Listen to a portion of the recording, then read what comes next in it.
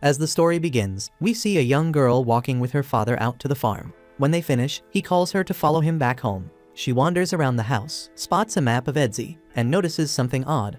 Right after the edge of the map, there are only dark spaces. Just their continent, then pure darkness, so she can't help but wonder why. Curious as always, she turns to her dad and asks what's beyond their city, a question even he can't answer. He sees the curiosity in her eyes and wants to give her an answer, but he can't because the truth is that he doesn't know either. So he tells her that every human, just like her, is born wanting to know more. But every time someone tries to enter that darkness, it ends in disaster. He explains that in those dark lands, there are 4 demons. Each one guards the west, east, north, and south of Edthia. Every team that's gone out to see what lies beyond has been wiped out, completely destroyed. She's shocked to hear this and wonders if it's really that dangerous, but still, it doesn't change how she feels. Her father tells her that until the demons are gone, no one can discover what's out there. Every problem should have a solution, but this one seems impossible. Then he explains that only heroes with special treasures have a chance. Only those with these legendary weapons can face the demons, and until the true hero appears, nobody can win. Instead of scaring her, this just makes her more excited. She dreams of being a hero, of fighting back. If she can get the sword of Haydn, she'll be able to join the fight. When the heroes win, they'll finally see the world beyond the map and uncover what's hiding in those dark places. Years go by, and Alicia grows up. She's no longer a child. She's now one of the chosen heroes. She opens her eyes in the truck that's carrying her to the edge of the city. She grips the chain around her neck and tells her father, the time has come, and she's ready to fight for her city. And she's not alone. Other heroes are heading out with her. As the journey continues, the group starts to talk and slowly introduce themselves along the way. There are a few notable figures among them, like Minarch, who carries the Golden Utopia treasure and simply says he doesn't know where he's from. They all look over at Alicia and ask her to introduce herself, clearly surprised to see a woman among their ranks. But Alicia doesn't bother to respond or say a word about herself. The carriage keeps rolling until they reach the edge of the territory, where Stefan, known for wielding the Pegasus treasure, warns the group that they're getting close. Some of the others quietly whisper among themselves that Stefan is actually the strongest one in the whole group, which is why he acts like he is the leader. Suddenly, the carriage comes to a stop, and the driver tells them it can't go any farther. Everyone prepares to get down, but before they've even set foot on the ground, a sudden attack by demons catches them off guard. And in the chaos, several drivers are killed right away. Stefan yells for everyone to get out and fight back. They all rush out, and Stefan immediately divides the squad into smaller groups. The archers and lancers quickly jump into action, while Stefan tells the rest that he's going to team up with Alicia to take on the remaining enemies. Alicia, carrying the rock swallow treasure, joins Stefan in the battle. She's powerful and charismatic, but what stands out most is how sharp and aware she is of everything happening around her, never missing a detail. Then we see that standing on a mount in front of them is one of the demon lords, who begins speaking about the world being born from chaos. He admits that if the world itself is born of chaos, then he must be as well, and maybe he's right. The fighting gets even more intense as all the heroes leap and push their way through hills and over rocky ground, making their way up to the top of the mountain. Stefan, excited and ready for the challenge, is determined to live up to his reputation as the most intelligent one among them. He tells the group that today is the day they'll be recognized as true heroes, and they have to prove to everyone who chose them that they really are strong enough. Finally, when they reach Luna Mountain, the Demon Lord steps forward and shows himself. He looks both stunning and terrifying at the same time, with white, fluffy skin and a piercing stare that makes everyone uneasy. This is Clevites of the Moonlight, the ruler of the far southern end of Edthia. Stefan is momentarily thrown off, and even he admits just how frightening this enemy really is. But despite the fear, this is exactly what they came for. They're here on a mission, they're not alone, and together they're determined to make the legend a reality. But just as Stefan braces himself to attack, Clevites suddenly launches a strike from a distance, hurling Stefan into the side of the mountain and killing him instantly. And unfortunately, that was the end of Stefan. Everyone stands there frozen, shocked as hell because Clevites didn't even move an inch, and Stefan's already dead. One of the other heroes tries to step up and take charge, shouting at everyone to get it together and fight back. But Alicia isn't rushing in like the rest. She's scanning the mountain, looking for anything that might give them an edge. As the heroes get closer to Clevites, he cuts them down one after another without taking a single step. Alicia quickly figures out what's happening. She shouts to the others, warning them that Clevites is attacking with his shadows. If they want to survive, they need to stay away from the shadows. The group hesitates, not sure what to do, but Alicia doesn't wait. She starts leaping across the mountainside, running as fast as she can. The shadow follows her, and she's the first one who actually sees the attack coming and manages to fight back. Clevites' eyes light up in surprise. Maybe this battle won't be as easy as the others he's fought before, but still it catches his attention. This is humanity, and for 1,000 years, he hasn't faced humans, but from what he remembers, they should be weak, as fragile as insects. Yet what he sees now is different. They're strong, they're on a mission, and nothing seems to break their determination. He can't quite figure out what's driving them, but he wants to understand where their strength comes from. The heroes fight with everything they have, but Clevites defeats them all. In the end, Alicia is the last to fall. As she's sent flying into the air, she closes her eyes, accepting her fate. She apologizes to her father for not making her dream come true. But not every dream is meant to happen, and hers is one of those that just wasn't meant to be. Meanwhile, in capital Hydrat, the people of the Haydn Kingdom go about their daily lives, unaware of the danger approaching. That's when Clevites erupts from the mountain outside the city. Panic spreads as he appears. Everyone in the city is terrified, but Clevites isn't interested in hurting them. He's only curious about what drives these people. He remembers that the ones who attacked him called themselves heroes sent by the king of Haydn, and now he plans to fight his way to the palace to reach the king. The villagers panic and run for safety, while the knights rush into action, bringing out their archers to launch an attack. But Clevites doesn't attack them in return. Instead, he soars above the rooftops, heading straight for the palace, determined to discover what lies at the heart of their resolve. The knights strengthen the security at the palace gates and fire a volley of arrows at Clevites, but none of their shots come close to hitting him. He watches their attacks, unfazed, and quickly realizes they're not as strong as he expected. They're still weak, and nothing they do can harm him. With a single swing of his arm, he smashes the palace wall to the ground. The knights quickly realize the situation is out of their control, so one of them rushes off to warn the king that the Demon King has attacked. The king doesn't seem surprised. For the Demon King to reach the city, there can only be one reason: the heroes have failed. He rises from his throne and moves toward the only thing he has left to protect: the legendary blade of Haydn, Mana Hydrite.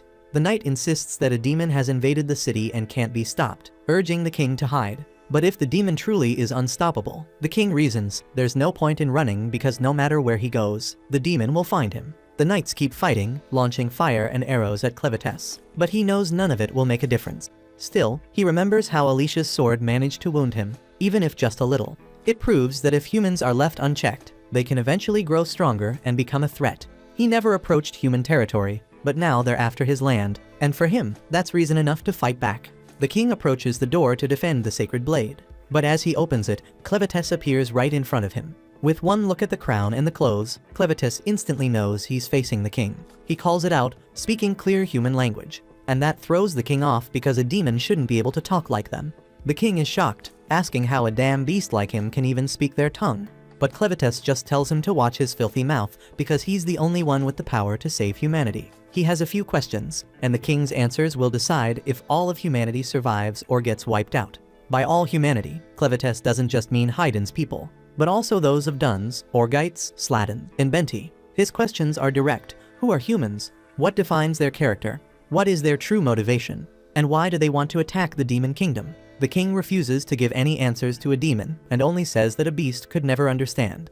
Clevites doesn't bother asking again, and he simply takes off the king's head. Clevites turns away, convinced now that humans are a threat and must be wiped out. He decides that, to destroy all of humanity, he'll need a team by his side, and he's willing to take his time building it. As he walks off, the sound of a crying baby catches his attention.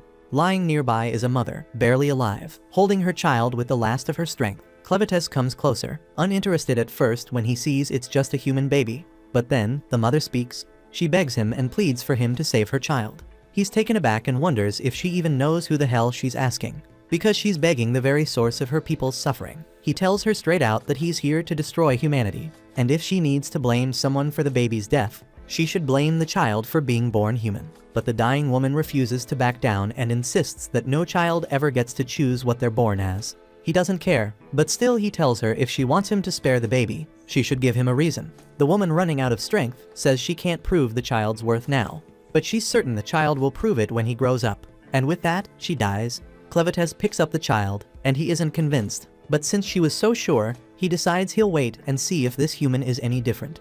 After all, it won't take him long to watch a child grow. Elsewhere in this massive kingdom, we learn that there are 5 human races living in the world. First are the Duns, the most numerous. Next come the Orgites, known for their bravery and the horns on their heads. Then there are the Sladens, who are mostly introverted and don't interact much with others. After that are the Benti, who look a lot like demonic bandits, but have incredible strength. Finally, there are the Hydnians, the oldest and the most mysterious and wisest of all. They have the unique ability to craft weapons from arcanasite, but only the royal family knows the secret technique, because wisdom is what the Hydnians value most. They've spent years selling their weapons to the Duns. These deals have led to all kinds of adventures and partnerships between the two races, resulting in plenty of mixed bloodlines. Still, pure Hydnians are extremely rare, and outside the massive kingdom where all these races live, wild dark beasts roam the land. Then we see back in the Luna Mountains, the massive 9-tailed beast Clevites fends off a pack of smaller monsters that are about to gobble the baby. Terrified and helpless, the baby bursts into tears, and Clevites is honestly concerned the child won't last long at this rate. He wraps his tails around the baby, trying to figure out how to get this loudmouth to calm down. For a moment, he places the tip of his claw on the baby's head, and just like that, the baby falls asleep. Watching over the child, Clevites thinks to himself that it's only a matter of time before the kid drops a poop bomb. Sure enough, not long after, the baby wakes up, starts wailing, and as expected, makes a mess. Annoyed, Clevites scoops up the child and heads out to solve the problem. And the best he can come up with is tossing the kid in a damn pit. But it's not as bad as it sounds because it's just a pit full of bugs, harmless ones that actually eat poop. And while the bugs dig into the delicious meal, Clevites blurts out his ridiculous idea that humans supposedly reach adulthood in just a matter of nights. He thinks back to where he found the baby and realizes he doesn't even know who this kid really is. And he blames his own soft heart for turning back to pick up the child in the first place. But it's too late for regrets. Now he's stuck with a human baby, and his pride as Lord of the Dark Beasts won't let him drop the kid off anywhere. So he decides he'll just have to raise the kid himself. But he has no idea what the hell to do next. He knows he can't raise the child alone because humans need to eat, and he has zero experience with this. Thinking fast, he looks at the bodies left behind from the recent battle and decides to revive Alicia. Then we see that Alicia's father was killed by dark beasts, and that's why she led an army to get revenge on the Lord of Dark Beasts. But that only ended in tragedy for her and her team. Now with Clevites's dark powers, Alicia is given a second shot at life. The moment she wakes up, she tries to fight back, but quickly notices her sword and the bodies of her comrades are gone. Clevites tells her, almost bragging, that he brought her back to life using his dark power, so she's basically a walking corpse now. After hearing that, she looks down at herself stunned and horrified, but then she gets more confused about how the hell Clevites speaks their language so well. But then deep down, she's still a little bit relieved to realize she's the only one left alive. Right then, Clevites orders Alicia to reveal her fun bags. Shocked, she immediately thinks the Lord of Dark Beasts is making some kind of pervy advances on her, and her mind starts to run wild. But before she can react further, he interrupts her dirty thoughts and explains it's because the baby is hungry. He orders her to ditch the armor and get her melons out now. And because he'd used dark magic to revive her, she's forced to obey. Even though she's frustrated and embarrassed, she slowly lifts her top and does what he asked, only to discover that unsurprisingly, she doesn't have any milk at all. Clevites is completely taken aback, but Alicia, still annoyed, explains to him that only women who've given birth can produce milk. Embarrassed by the whole situation, she begs him to just end her life, but he ignores her. While they argue, the baby starts crying again, and instead of solving the problem, the two end up arguing about how Clevites even found the child in the first place. Tired of the pointless conversation, Clevites orders her to come up with a way to feed the baby. Even though Alicia knows nothing about raising a child, she admits they need a woman who can actually nurse the baby. The next problem is how do they find one, so she tells him they'd have to hire someone. But that requires money, and Clevites of course is completely broke. But Alicia points out that with all the arcanasite in the cave, they could easily make some cash. While he's thinking this over, Alicia contemplates attacking him, but with no weapon, she has no choice but to stand by. After a quick pause, Clevites agrees to find a woman who can feed the baby. He's about to leave the cave when Alicia points out the obvious. He can't just walk into town in his current form because he'd terrify everyone he saw. Alicia then offers to take the baby herself, but Clevites refuses to let the child out of his sight. So instead, he transforms himself into the form of a human boy. While his disguise is pretty convincing, his 9 tails are still swishing behind him. He quickly pulls the tails into a shadow underneath, but one small horn stays on his head. Not noticing the horn, Clevites is satisfied with his disguise, and Alicia wisely decides not to say a word about it. Before they head out, Clevites decides they need names. He picks Clen for himself and gives the baby the name Luna. Only then does he bother to ask Alicia what her name is, and she finally tells him. After that, they all head down to a small river nearby. Once there, Alicia takes on the job of bathing the child. In the middle of it, Clen interrupts her constantly, but she keeps going until Luna ends up peeing right in her face. Clen doesn't miss a chance to criticize, acting like the world's most annoying mother-in-law. He nitpicks everything she does, from the way she washes the baby to how she wraps him up, even pointing out which spots she should focus on while cleaning. Once Alicia is done, she's exhausted, but Clen actually thinks the poop-eating bugs did a better job than she did. They leave the river and make their way to Alicia's old camp, only to find it empty. Alicia explains that her group hid their valuables somewhere else before the attack. They set out for the stash, but Clen makes her stop to clean up herself first because she stinks. Also, he hands her the baby's dirty clothes and tells her to wash them too. While doing this, Alicia notices the crest of the Hydnians' royal family on the fabric, and she realizes the baby is actually royalty. At the same time, back in the ruins of the castle, a lone soldier runs through the wreckage, searching for survivors. He's shocked by the devastation left by the Dark Lord and remembers that the crown princess had planned to escape the kingdom with her child before disaster struck. He curses the king's madness for destroying the kingdom, but still clings to hope that someone made it out alive. Meanwhile, General Drell and his men survey the remains of the Hydnians' kingdom. Drell quickly orders one of his soldiers to inform the emperor, warning that if they don't claim the land now, another race will beat them to it. He's mainly interested in the secrets of arcanasite crafting, a technique known only to the Hydnians' royal family. As he heads back to gather his army, he tells his second-in-command Maynard to hunt for any survivors with royal blood and bring them straight to him. Back with our happy family, we see Alicia confront Clen, holding up the crested cloth and accusing him of kidnapping a child with royal blood. Clen is stunned to hear this because he honestly didn't know. He tells Alicia that someone who looked exactly like the human form he's now using was the one who handed him the child. Alicia doesn't buy his story for a second, but Clen cuts her off and admits he killed the king because the king attacked him first. He warns her that now, plenty of people will be searching for the child, hoping to get the secret of arcanasite crafting. Now that he knows the child is royal, Clen is determined to raise him as a king, planning to control things from behind the scenes. Alicia feels a chill because she's scared by the idea that Clen thinks of Luna as his servant. She suddenly wonders if, by revealing Luna's true identity, she's only made things worse. Clen then interrupts her thoughts, reminding her that they still need to find a woman with milk to feed the baby. As they head out, Alicia tries to reassure herself that humans would never accept Clen, especially with a horn sticking out of his head. But then she remembers that the Orgites have similar horns, which could make it easy for Clen to blend in. Still, Alicia is convinced the humans will eventually figure him out and stop whatever he's planning. At the same time, she realizes just how obsessed Clen is with Luna, and the thought of Luna being harmed or lost terrifies her. So from that moment, Alicia decides she must do everything she can to protect Luna, no matter what, or humanity will vanish. On the road, the group is suddenly attacked by bandits. The first blow lands square on Clen's head. Alicia assumes that ordinary bandits should be no problem for the Lord of Dark Beasts, but to her shock, Clen collapses to the ground, bleeding heavily. Panicked, Alicia screams like an annoying girl, only to be struck from behind herself, knocking her out cold. She's stunned by how weak she is, even with Clevetess's dark magic inside her. Some time later, Alicia wakes up, momentarily disoriented, as if she's surrounded by her own soldiers on a mission to attack Clevetess. But before she can get comfortable in her daydream, Clen snaps at her to wake up. Reality sets in. They've both been captured by the bandits, and Clen is grinning about it. They realize they were all crammed into the bandits' crappy wagon, with a bunch of other sorry souls who'd gotten caught too. Somehow, Clen was just sitting there, little Luna snoozing in his arms, wearing this ridiculous grin that only made Alicia's nerves shoot through the roof.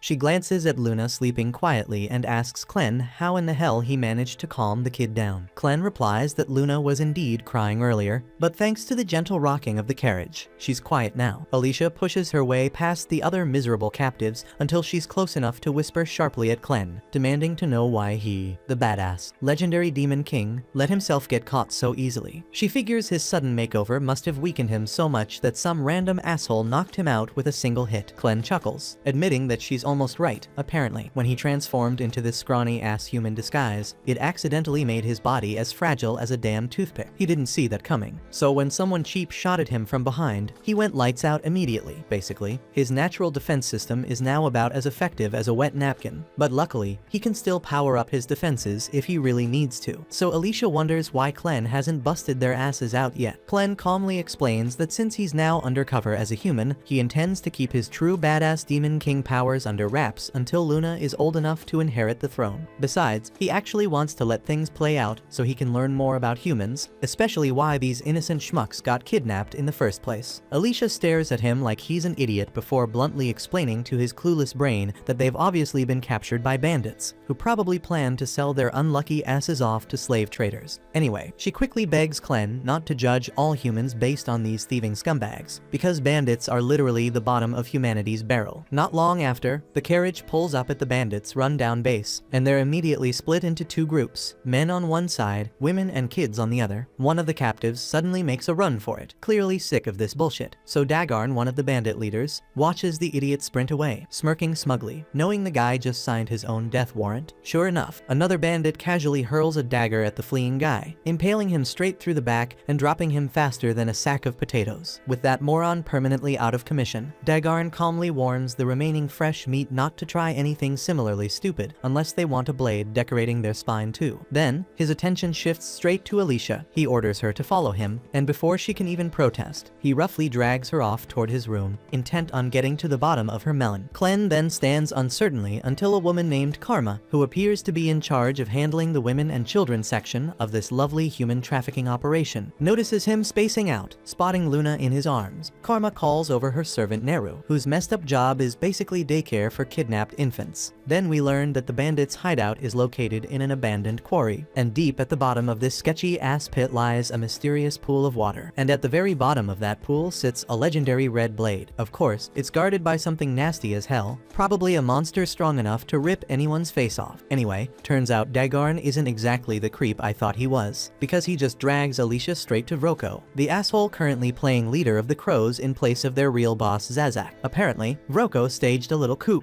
stealing the top dog position, and nobody's dumb enough to complain since his pet beast Betty is a literal murder machine capable of turning anyone into ground beef. Alicia recognizes Betty immediately as a vicious western demon and is stunned that a dumbass like Vroko actually managed to tame it. Vroko casually chats with Betty, who complains that she's bored and wants to play with a human guy. With a twisted grin, Vroko tells her to help herself to either one of the unlucky bandit morons who brought Alicia over. But before Betty picks her unlucky chew toy, Vroko finally reveals why he summoned Alicia. Obviously, his goons snatched the magic crystals Alicia grabbed from Clen's crib, and Vroko knows exactly that they're from Mount Moon, the lair of Big Bad Clevites. Considering this, plus the fact Alicia didn't immediately shit herself at Betty's presence, Vroko deduces she's one of the 13 heroes from Haydn sent on a suicide mission to take out Clevites. Assuming Alicia was headed back to Haydn loaded with these crystals, Vroko decides to drop a bombshell. The royal capital of Haydn has already been annihilated by Clevites. But this little apocalypse isn't exactly bad news for Vroko's crooked business. He proudly flashes a reddish sword, claiming it's a monohydrite blade, which only Haydn royalty know how to craft. Of course, Vroko's sword is faker than a $3 bill, and the Crows have been scamming people left and right with these knockoffs. Now that the entire royal family has officially logged off permanently, the price of these phony monohydrite swords has become extremely valuable. It's one hell of a money-making scheme. But Vroko's greedy ass isn't satisfied because he's after something even bigger. The purest, most legit hydrite swords crafted personally by Haydn's kings and handed exclusively to their heroes. Vroko confidently assumes all the other heroes have already gotten their asses handed to them by Clevites, accusing Alicia of abandoning her crew to save her own skin. He demands Alicia spill where the hell her own weapon is, plus the weapons from her 12 despawned teammates. Alicia stays stubbornly silent, pissing Vroko off even more, so he orders Dagarn and Satch to drag her ass back to Clevites' lair to find those valuable treasures. Dagarn, showing a rare spark of brains, suggests maybe it'd be smarter to have Alicia chase after another treasure they've been eyeing. But Vroko sticks to his guns, insisting on the original plan. Before sending them off, Vroko tells Dagarn and Satch they're free to warm up with Alicia however they like, making sure she won't cause trouble during the journey. At the same time, Clen's found himself working as a waiter at the shitty little inn run by Karma. Watching the bandits trying to flirt with Karma makes Clen silently gag, genuinely wondering how these sleazy bastards manage to exist without spontaneously combusting from their own shitness. On the other hand, Neru is busy feeding Luna her legendary milk, while also doubling as a waitress, and sadly the customers constantly abuse the hell out of her. Clen patiently serves gives meat to these low-life thugs, impressing the idiots with his strangely obedient demeanor. Karma, however, feels uneasy around Klen. Everyone here just assumes he's some kind of ogre because of his horns, but his pale-ass skin and ice-cold killer stare don't quite fit that profile. Suddenly, two particularly disgusting bandits decide to harass Neru, dragging her off somewhere private for their twisted entertainment. They spend all night torturing her, leaving her bruised and battered, but Neru stays quiet, silently enduring the abuse, and once those scumbags are finally done, she limps quietly back into the inn to feed Luna again like nothing happened. A few moments later, the same two bastards who brutalized Naru suddenly start feeling dizzy and weak as hell. Before they even realize what's happening, they straight up vanish from existence. Turns out Klen was behind their abrupt departure, quietly serving up some ice-cold justice for Neru. When Neru returns to Luna, she finds the kid safely in Klen's arms, totally clueless about what he just did to her tormentors. Her only concern is feeding Luna again, so she takes the baby and carries her gently to a nearby shed to nurse her in peace. Klen quietly follows her inside and sits down beside her, asking Neru to tell him about herself. He's curious if she's actually part of these crow assholes and what exactly their deal is. Neru hesitates for a second, unsure of how to explain, but Klen softly encourages her to continue talking, insisting he's genuinely interested in hearing her story and nothing more. Neru quietly begins to spill her tragic backstory, revealing that she spent her whole miserable life stuck in this shithole, with no identity beyond being a member of the Crows gang. She never knew her father and only vaguely remembers her mother. As a kid, all she ever saw was her mom's back, and she learned early that her mother was basically just a serf, having caught glimpses of cruel people treating her badly. When she was 12, her mom suddenly disappeared without a trace. Neru never found out whether her mom died or just bolted to escape this hell, but she quickly learned what her mother had shielded her from. The same night her mother vanished, some of the crows stormed into her room while she ate and harmed her severely. From then on, life turned into a relentless nightmare. The vicious men slapped her daily, treating her worse than livestock, until Karma eventually stepped in. Karma took pity on Neru, bluntly explaining that if she learned to make them happy, they might actually leave her alone for a bit. That night, Neru decided to follow Karma's terrible advice and started learning how to do what she had to survive. Although she knew she could never match Karma's level, her life marginally improved. At least now she had work and could feed infants like Luna thanks to her unusually abundant milk supply. So in some twisted way, she felt satisfied. Klen suddenly interrupts, confused as hell, asking bluntly how the hell she has milk without any children. Neru quietly admits that she had once been pregnant, but it ended in a tragic stillbirth. The baby moving inside her was the only thing keeping her sane, but when the midwives told her the child was dead, she sank into a frozen despair. Honestly, she was completely fine with passing away, figuring she might at least reunite with her lost child on the other side. But just as she was ready to let go, she suddenly felt warmth again. Her eyes snapped open to see a random 6-month-old baby desperately sucking at her melon, trying to survive. Seeing that little stranger fight so damn hard to live gave her a fresh purpose. She picked up the baby, fed him, and found new meaning in her miserable existence. Since then, she's fed countless other children who ended up at the crow's base, each one reminding her that her life had value. She confesses she even tried twice more to have kids of her own, but both times ended in heartbreak. By now, Klen's had enough of this sob story, bluntly telling her to shut up already, and out of nowhere, he asks Neru if she wants to follow him as Luna's personal wet nurse. He insists he's not trying to take her or anything weird, but he also can't think of a damn reason not to bring her along. Plus, Luna clearly likes her, so it'd definitely save him from dealing with Luna's crying tantrums all day, making it a total win for him. Luna gently taps Neru as if urging her to come with them, and Klen bluntly repeats his offer. He asks if she'd prefer becoming Luna's personal wet nurse, or if she'd rather stay here getting used and harmed by these filthy bandits. Neru hesitates. She knows damn well it's a once-in-a-lifetime opportunity, but as far as she knows, Klen is just another slave, and hitching her hopes to him feels short-sighted as hell. She quietly admits she wishes things were different, but tells Klen she can't go with him. She gently explains that as long as he's a slave too, she can't trust he'll be able to protect her. Plus, there are plenty of other helpless kids here who depend on her for survival. Reluctantly, she hands Luna back to Klen, gives them one last sad look, and quietly walks away. Meanwhile, the bandit assholes drag Alicia over to a sketchy-ass bridge and force her to walk out onto it. Halfway across, she pauses and stares down, making the bandits laugh their asses off. They mockingly warn her that jumping from this height would be a quick ticket straight to hell. But Alicia's actually staring at something else entirely, gleaming gems resting at the bottom of the river below. She instantly recognizes the place and mutters in disbelief before the bandits gleefully confirm this is the exact spot where the legendary hero Cordwar bit the dust. Right then, one brave, desperate captive steps forward, claiming he'll dive down and retrieve whatever the bandits bandits want if they'll just let him and his wife go. His wife frantically urges him on, reminding these scumbags they'd promised to release them. But as soon as the poor guy plunges into the water, monstrous creatures emerge and immediately tear him to shreds, leaving the wife screaming like hell. Alicia grits her teeth, knowing full well these lying bastards never planned on releasing the guy. She realizes with dread that this place is basically hell on earth, infested with Arvensis, horrific monsters that flooded into their world 300 years ago. Back then, people at least had solid ground to fight on, but even Cordwar, the strongest hero of his time, couldn't handle these nightmare creatures. His legendary sword, the Stream Splitter, remains down in that cursed river to this day. And now, these greedy bastards want someone stupid enough to retrieve the sword, even though it's clearly impossible. Furious, Alicia calls out the bandits for being complete scumbags, knowing full well they deliberately sent the poor guy to his death without even bothering to tie his rope properly. They snap back at her, reminding her she's not here to lecture them, and the bastard who's going to discipline her is already waiting. Alicia turns to see the disgusting thug Fido jump onto her bridge, openly leering at her and loudly fantasizing about stripping her. But before Fido can even lay a finger on her, Alicia suddenly breaks one of her own hands to slip free, snatches the sword from him like a damn boss, slices through the bridge ropes, and leaps off into the air. As she plummets toward the ground below, she mutters under her breath, desperately hoping Clen wasn't bullshitting when he assured her she wouldn't die.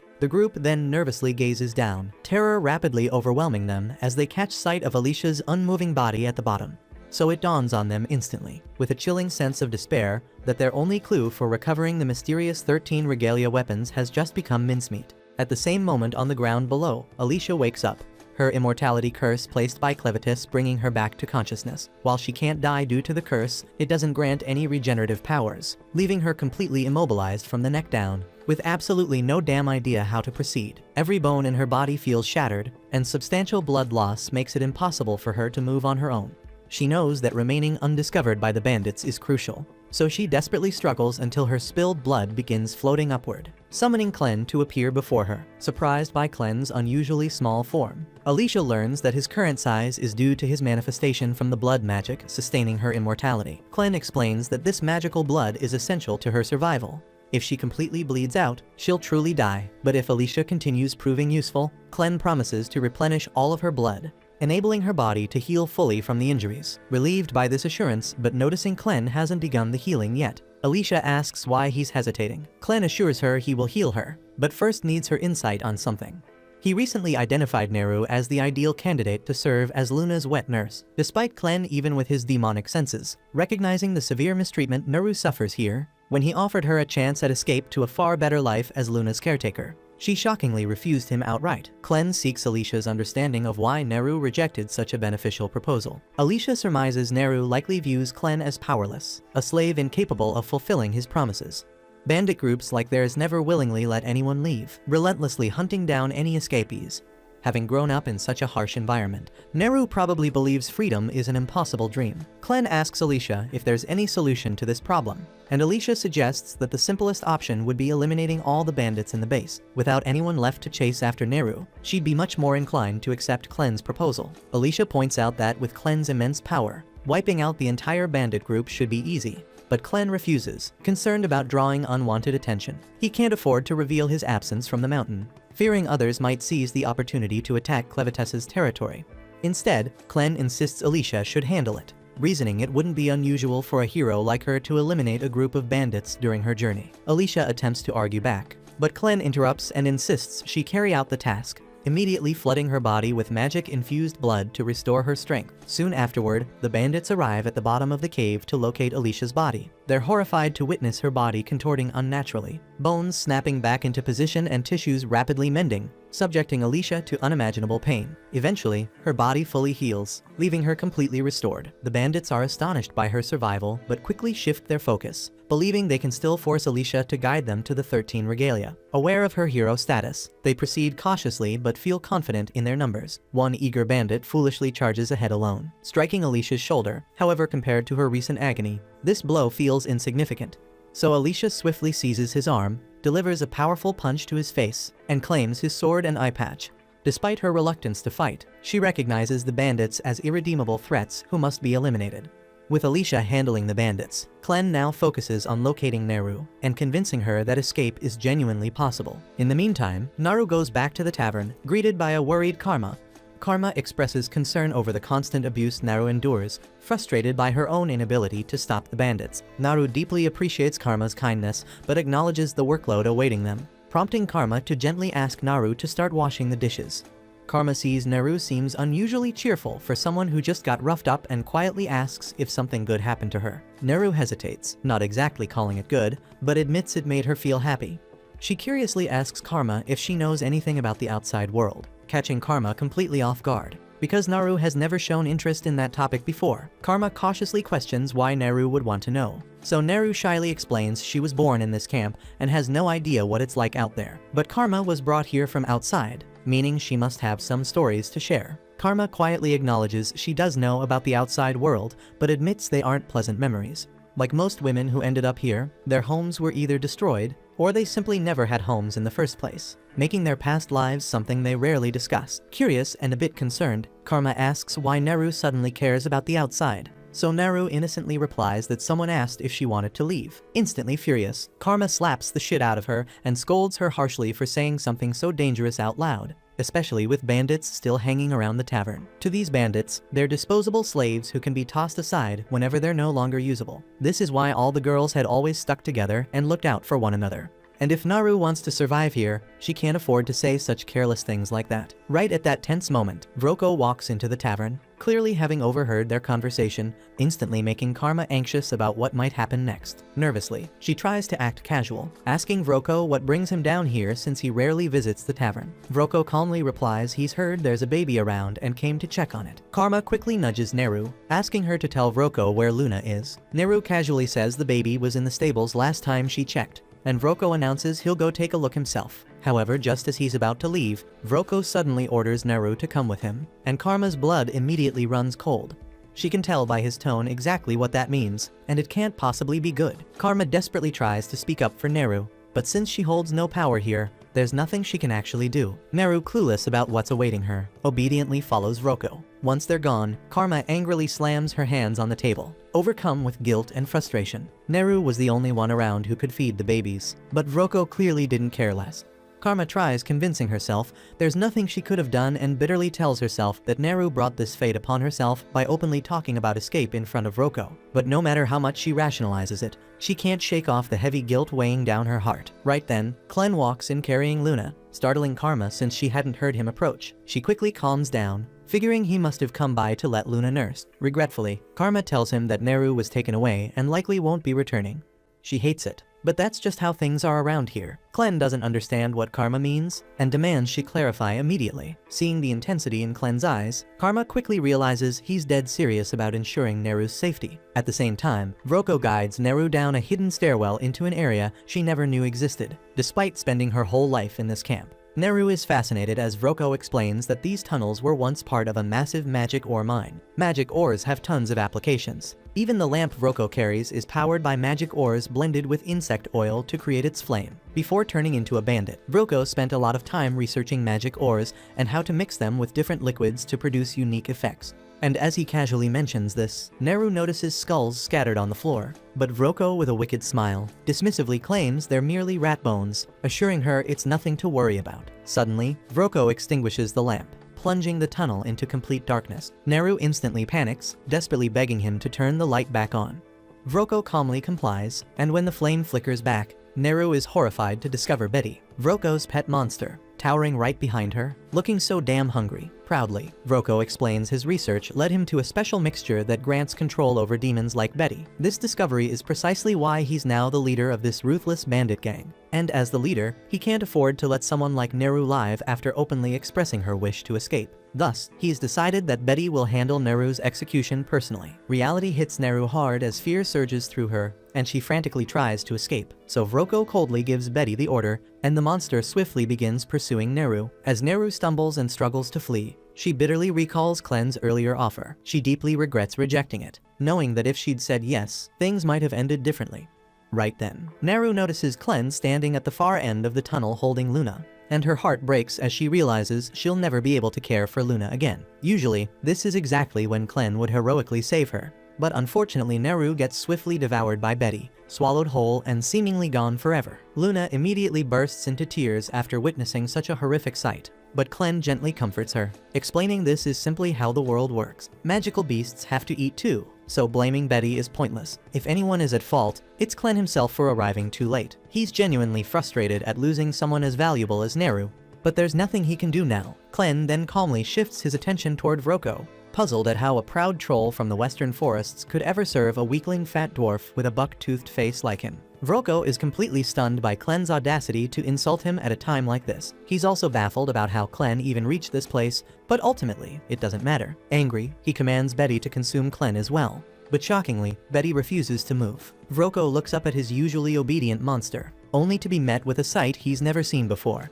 Betty trembling in pure terror. In fact, she's so frightened that she involuntarily vomits up Neru, who emerges badly burned by stomach acid and missing both an arm and a leg. Despite the horrific injuries and disfigurement, Neru somehow clings to life. Without hesitation, Clen swiftly neutralizes the acid covering Neru's body and gently places Luna beside her, letting him offer comfort during her final moments. He then discreetly sends one of his shadows to quietly carry both Luna and the severely injured Neru away while Vroko is distracted. When Vroko turns back to confront Clen again, he's utterly shocked to discover that Luna and Neru have disappeared.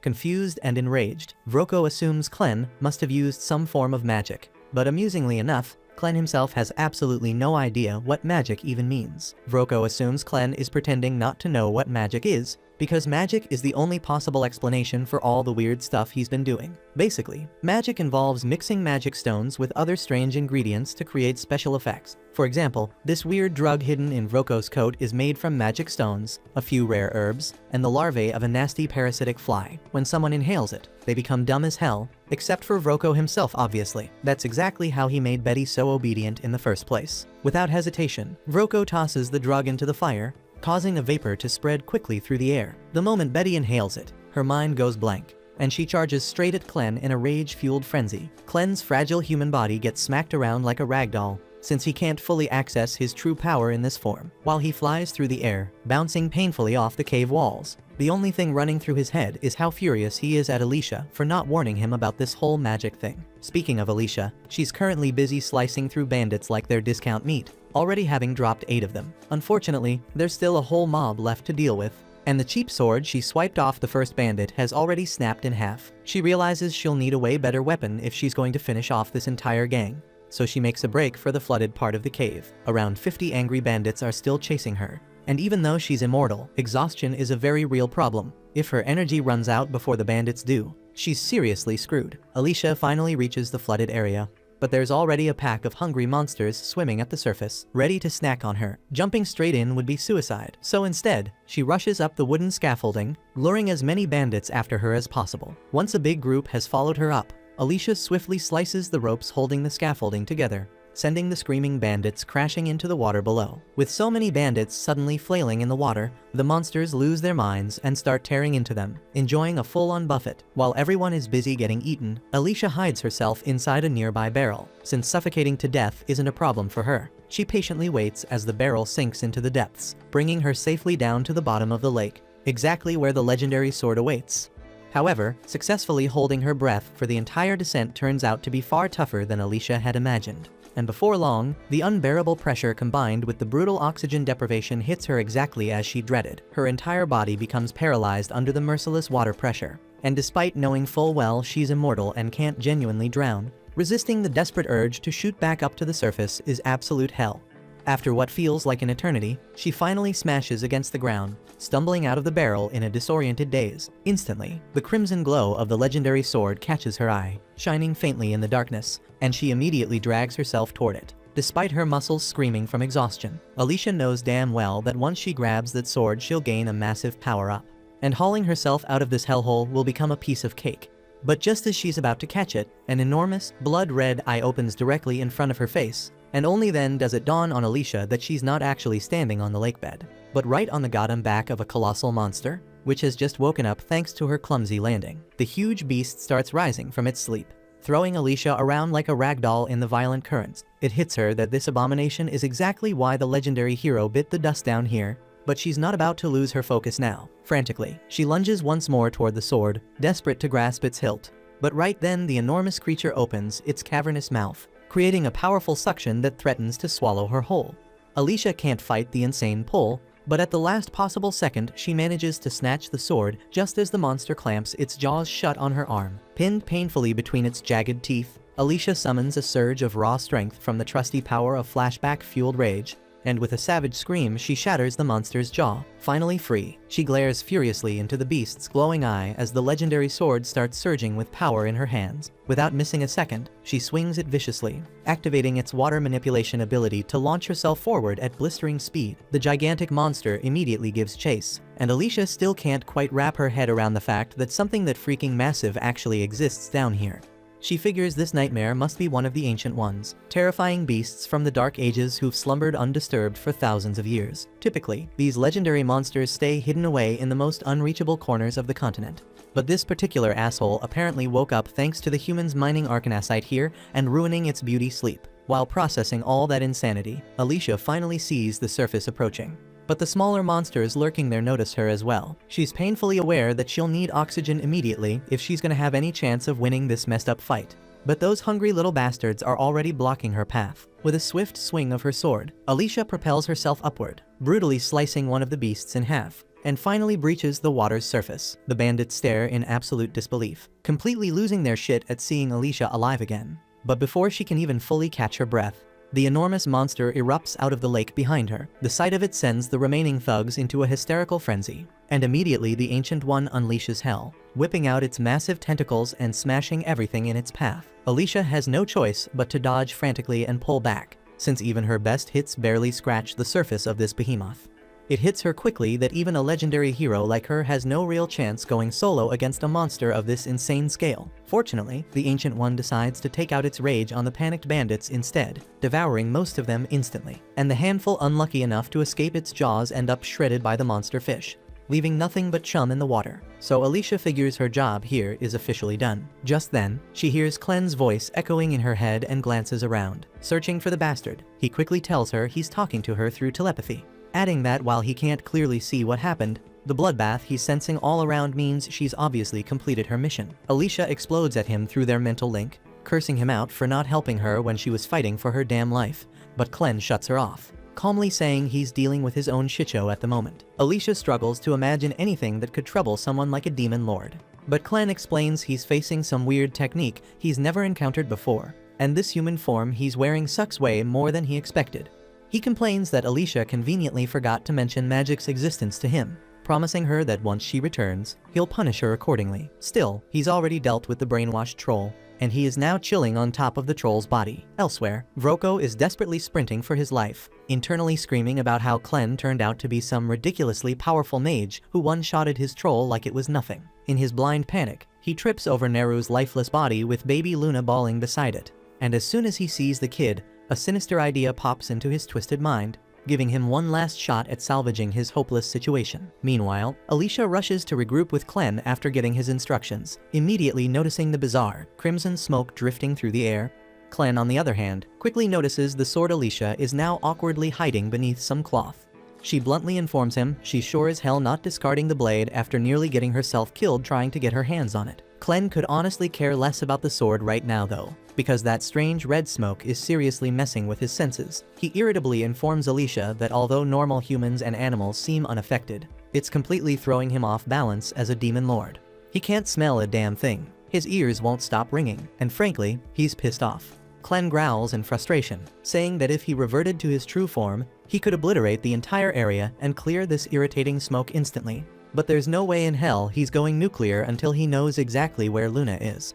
Alicia immediately freaks out upon discovering that Luna isn't with Clen, but he quickly reassures her, saying the kid shouldn't have gotten far. He then demands Alicia spill whatever she knows about magic. She explains that only a handful of people can pull it off by channeling the hidden energy inside arcanasite. Alicia admits with frustration that she personally sucks at magic despite knowing some theory, and Clen bluntly calls her utterly useless. Alicia explodes, unleashing a torrent of curses at Clen, but he completely ignores her ranting and decides they need to move fast and locate Luna and Neru, acknowledging that there's a chance both of them could already be dead. Alicia's blood runs cold at hearing those chilling words, and she nervously asks Clen what he'd do if Luna really is dead. Without a hint of emotion, he responds that he'd immediately lose all interest in humanity, causing Alicia to realize in horror that this scenario would be humanity's absolute worst nightmare. Determined to save mankind from Clen's wrath, Alicia urgently starts searching for Luna, quickly stumbling upon a trail of fresh blood. She asks Clen if Neru had been bleeding, and he confirms it. Alicia guesses that either Neru's dragging herself along or somebody's pulling her. Either way, they wouldn't have gotten far, meaning they need to move their asses right now. Meanwhile, Neru is barely alive, desperately holding onto Vroko's leg with every shred of strength she has left. Determined to protect Luna, even if it's her last damn breath, Vroko, completely pissed off, keeps cursing and brutally kicking Neru, ordering her to let go, but she stubbornly refuses. Vroko is desperate to shake Neru off so he can flee with Luna, since earlier when he tried to grab the kid, Luna's cry made his magic lantern explode spectacularly. This made him realize that Luna clearly possesses insane magical talent, and being a pure-blooded Haiden, he might even belong to the royal family. Frustrated, Vroko raises his blade to cut off Neru's wrist and finally free himself. But just then Alicia bursts onto the scene, furiously ordering him to stop. Vroko nearly pisses himself, demanding to know what happened to his men who went after her. Clen coldly answers him, casually mentioning that his men ended up as dark beast snacks. Vroko totally panics now, desperately threatening Alicia and Clen not to get closer, or he'll chop off Luna's tiny fingers. Clen, completely unfazed, dares the bastard to go ahead, mocking him that he can just heal any injuries anyway. Alicia quickly interrupts Clen, scolding him that even if he fixes Luna's wounds, he can't heal the mental scars it'll leave behind. She insists Clen shut up and let her handle this negotiation herself, then dramatically reveals she has the legendary hero's magical weapon. Vroko practically loses his mind when he spots the legendary sword, but Alicia suddenly hurls it into the wall behind him, shouting at him to take it. She instructs him that he'll need both hands to pry the sword out, and promises that if he leaves Luna unharmed, she'll let him keep the sword and walk away. Vroko starts laughing bitterly, calling bullshit because no true hero would ever trade away such a powerful weapon just for some brat. Convinced now more than ever that Luna really is royal blood, Vroko changes his tactics and demands Alicia reveal the locations of the 13 legendary weapons she and her allies possess if she wants the kid back.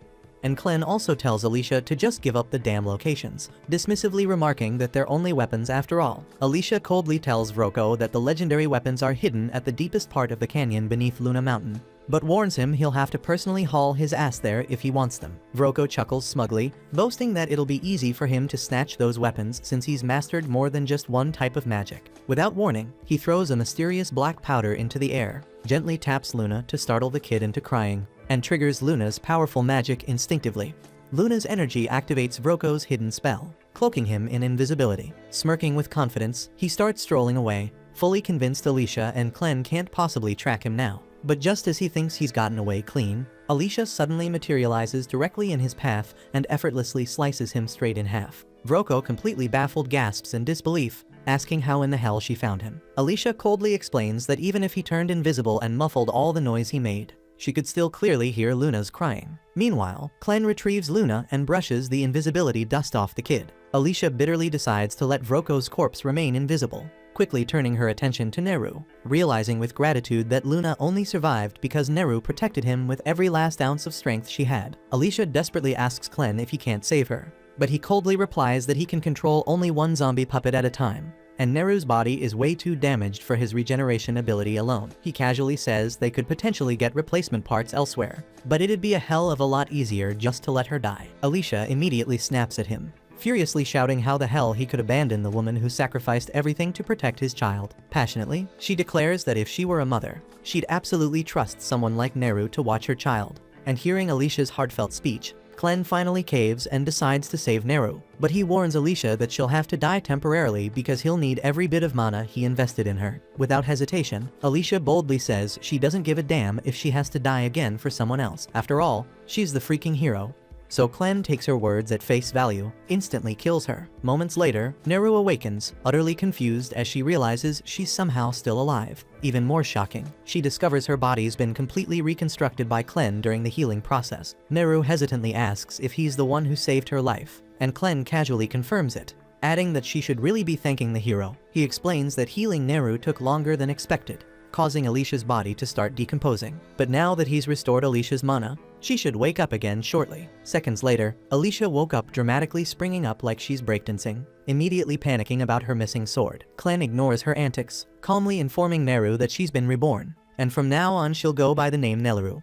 He hands Luna back into her arms, firmly telling her that from this moment onward, she'll be traveling with them. And this time without hesitation, Nelleru gratefully accepts his offer with a genuine smile. The next morning, Clen abruptly confiscates Alicia's blade, leaving her crushed, but he firmly points out that openly carrying it would just draw unnecessary attention. So he'll store it securely in his shadow until it's genuinely needed. At the same time, Nelleru wraps up gathering heaps of gear from the bandits for their journey, even managing to scavenge a respectable outfit for the baby.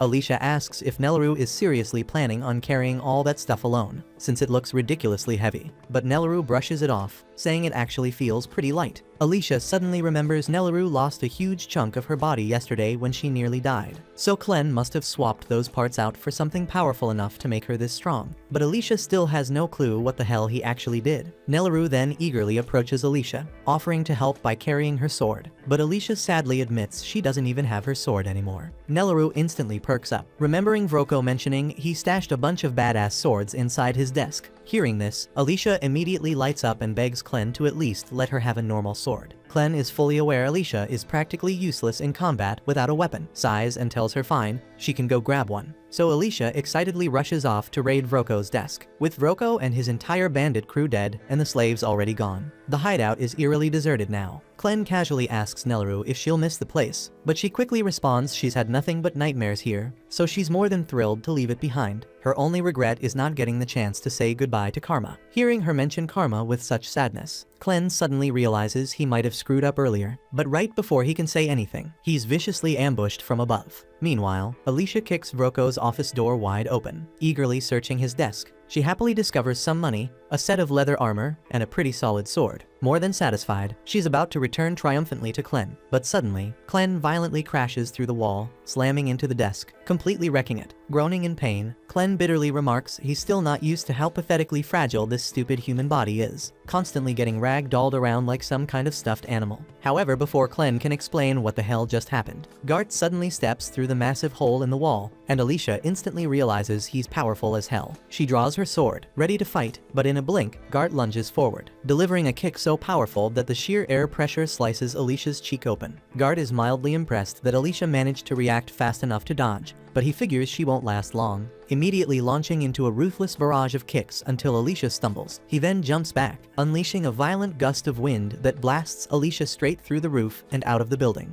Alicia crash lands outside, and Gart is again genuinely surprised she can still stand after that hit. So he calmly offers her a deal. He says he's only after Clem. If Alicia drops her sword and leaves right now, he promises he'll stop fighting her. But Alicia doesn't trust a word Gart says. Convinced he's just another surviving bandit, she bitterly wishes she had her stream splitter sword right now, but since that's not happening, she'll have to rely on one of Hayden's techniques instead. Clearing every useless thought from her mind, Alicia narrows her focus until the only thing she's thinking about is slicing Gart to pieces. With her mind crystal clear, her movements become much more precise, and she suddenly darts forward with a shocking burst of speed. Gart is caught completely off guard by Alicia's sudden acceleration, and just as her blade is about to land, Clen shouts sharply at her to stop. Alicia's body instantly freezes mid-attack, instinctively obeying Clen's command, but her mind still burns with nothing but pure murder, so Clen has no choice but to smack some sense back into her before things escalate further. Once Alicia snaps back to her senses, Clen explains loudly that this whole fight is just one huge misunderstanding, and there's no good reason to fight Gart. Besides, if Clen hadn't intervened just now, Gart would have obliterated her entire body with a single kick before her sword could even touch him.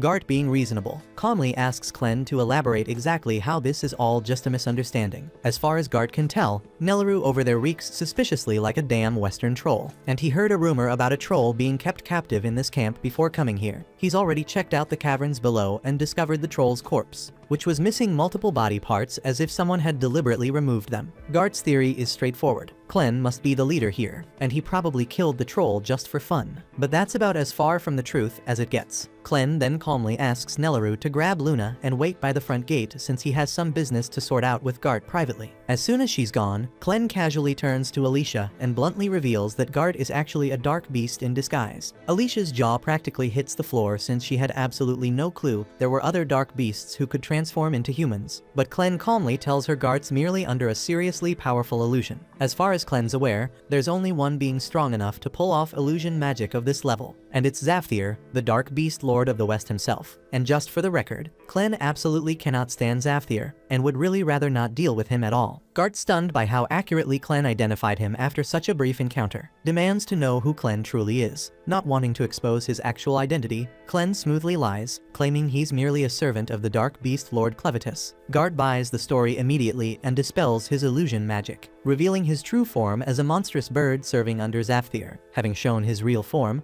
Gart asks Clen to offer proof of his own Dark Beast identity, prompting Clen to reveal one of his shadow tails. Satisfied by this proof, Gart quickly calls for a truce. Meanwhile, Alicia is having a full-blown mental crisis because this is way too much crazy information hitting her at once. First of all, she had zero idea there were other beasts like Clevites who could disguise themselves as humans and speak human languages fluently. If that's true, then what the hell was the point of the heroes going to war against Clevites at all? Noticing Alicia freaking out, Clen sighs, telling her to chill out, because there really aren't many dark beasts out there capable of such elaborate disguises. Aside from Zafthir, none of them would even bother interacting with humans without a damn good reason. With all that cleared up, Gart bluntly asks why the hell Clen is willingly associating himself with a human lady. Clen smoothly replies that Alicia's just a human he turned into his personal servant, forcing her to obey every command he gives. He's keeping her around solely as a guide while learning about the human world. And the same thing goes for Nelaru and Luna, but he makes it clear he's not going to share any more details with Gart. Understanding the situation, Gart decides he won't pry any further, but firmly states that if Clen interferes with his assignment, he'll have no choice but to exterminate him. Clen smirks confidently, telling Gart he's more than welcome to try, but taking him down won't be easy at all. However, since Clen just answered Gart's questions, he decides it's his turn to ask something. Previously, Gart said Zafthir was considering wiping out all humanity, but Clen finds that pretty damn weird. From what he remembers, Zafthir always loved observing humans, and even the Orgites in the West worshipped him like a freaking deity. So why the sudden desire to annihilate humanity?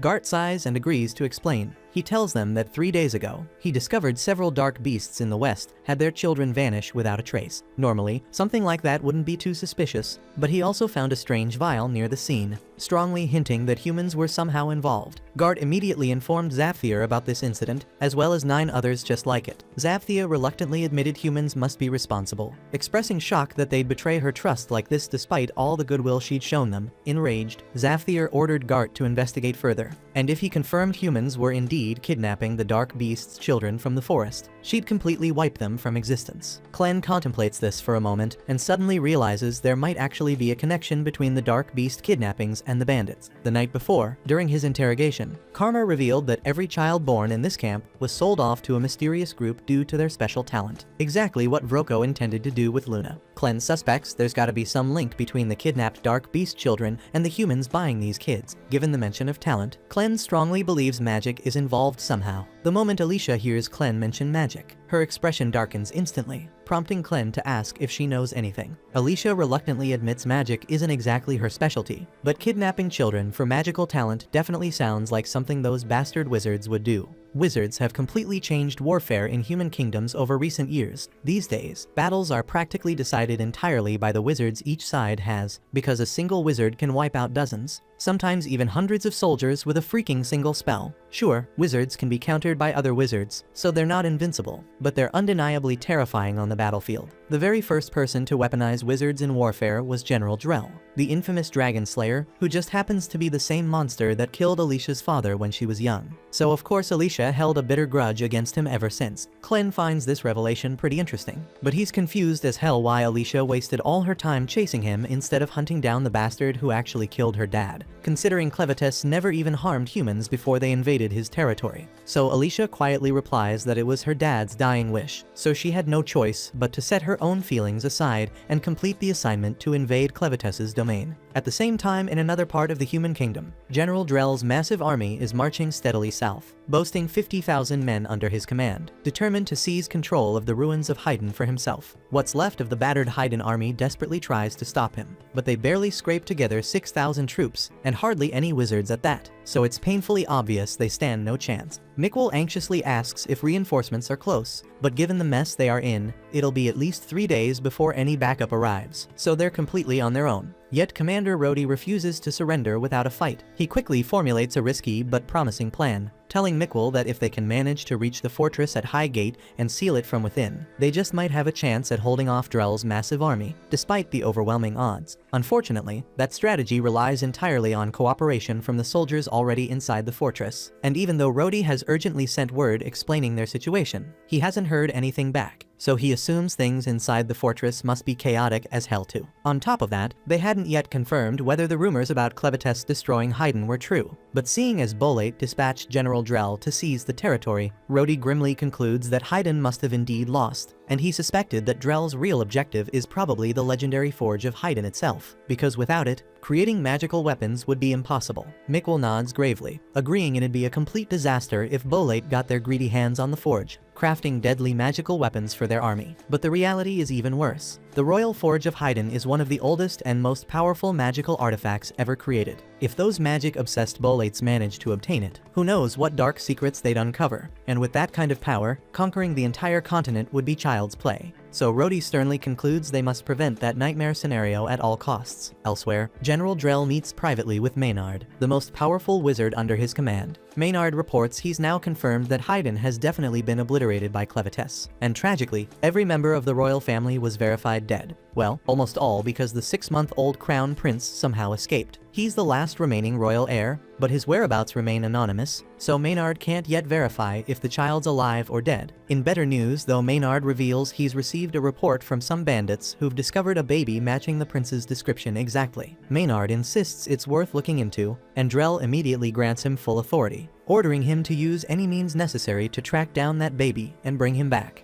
Not long after, Clem and the group rolled into a nearby town, and while Alicia went off to scout for information, Nelleru took the opportunity to brew Clem a cup of coffee.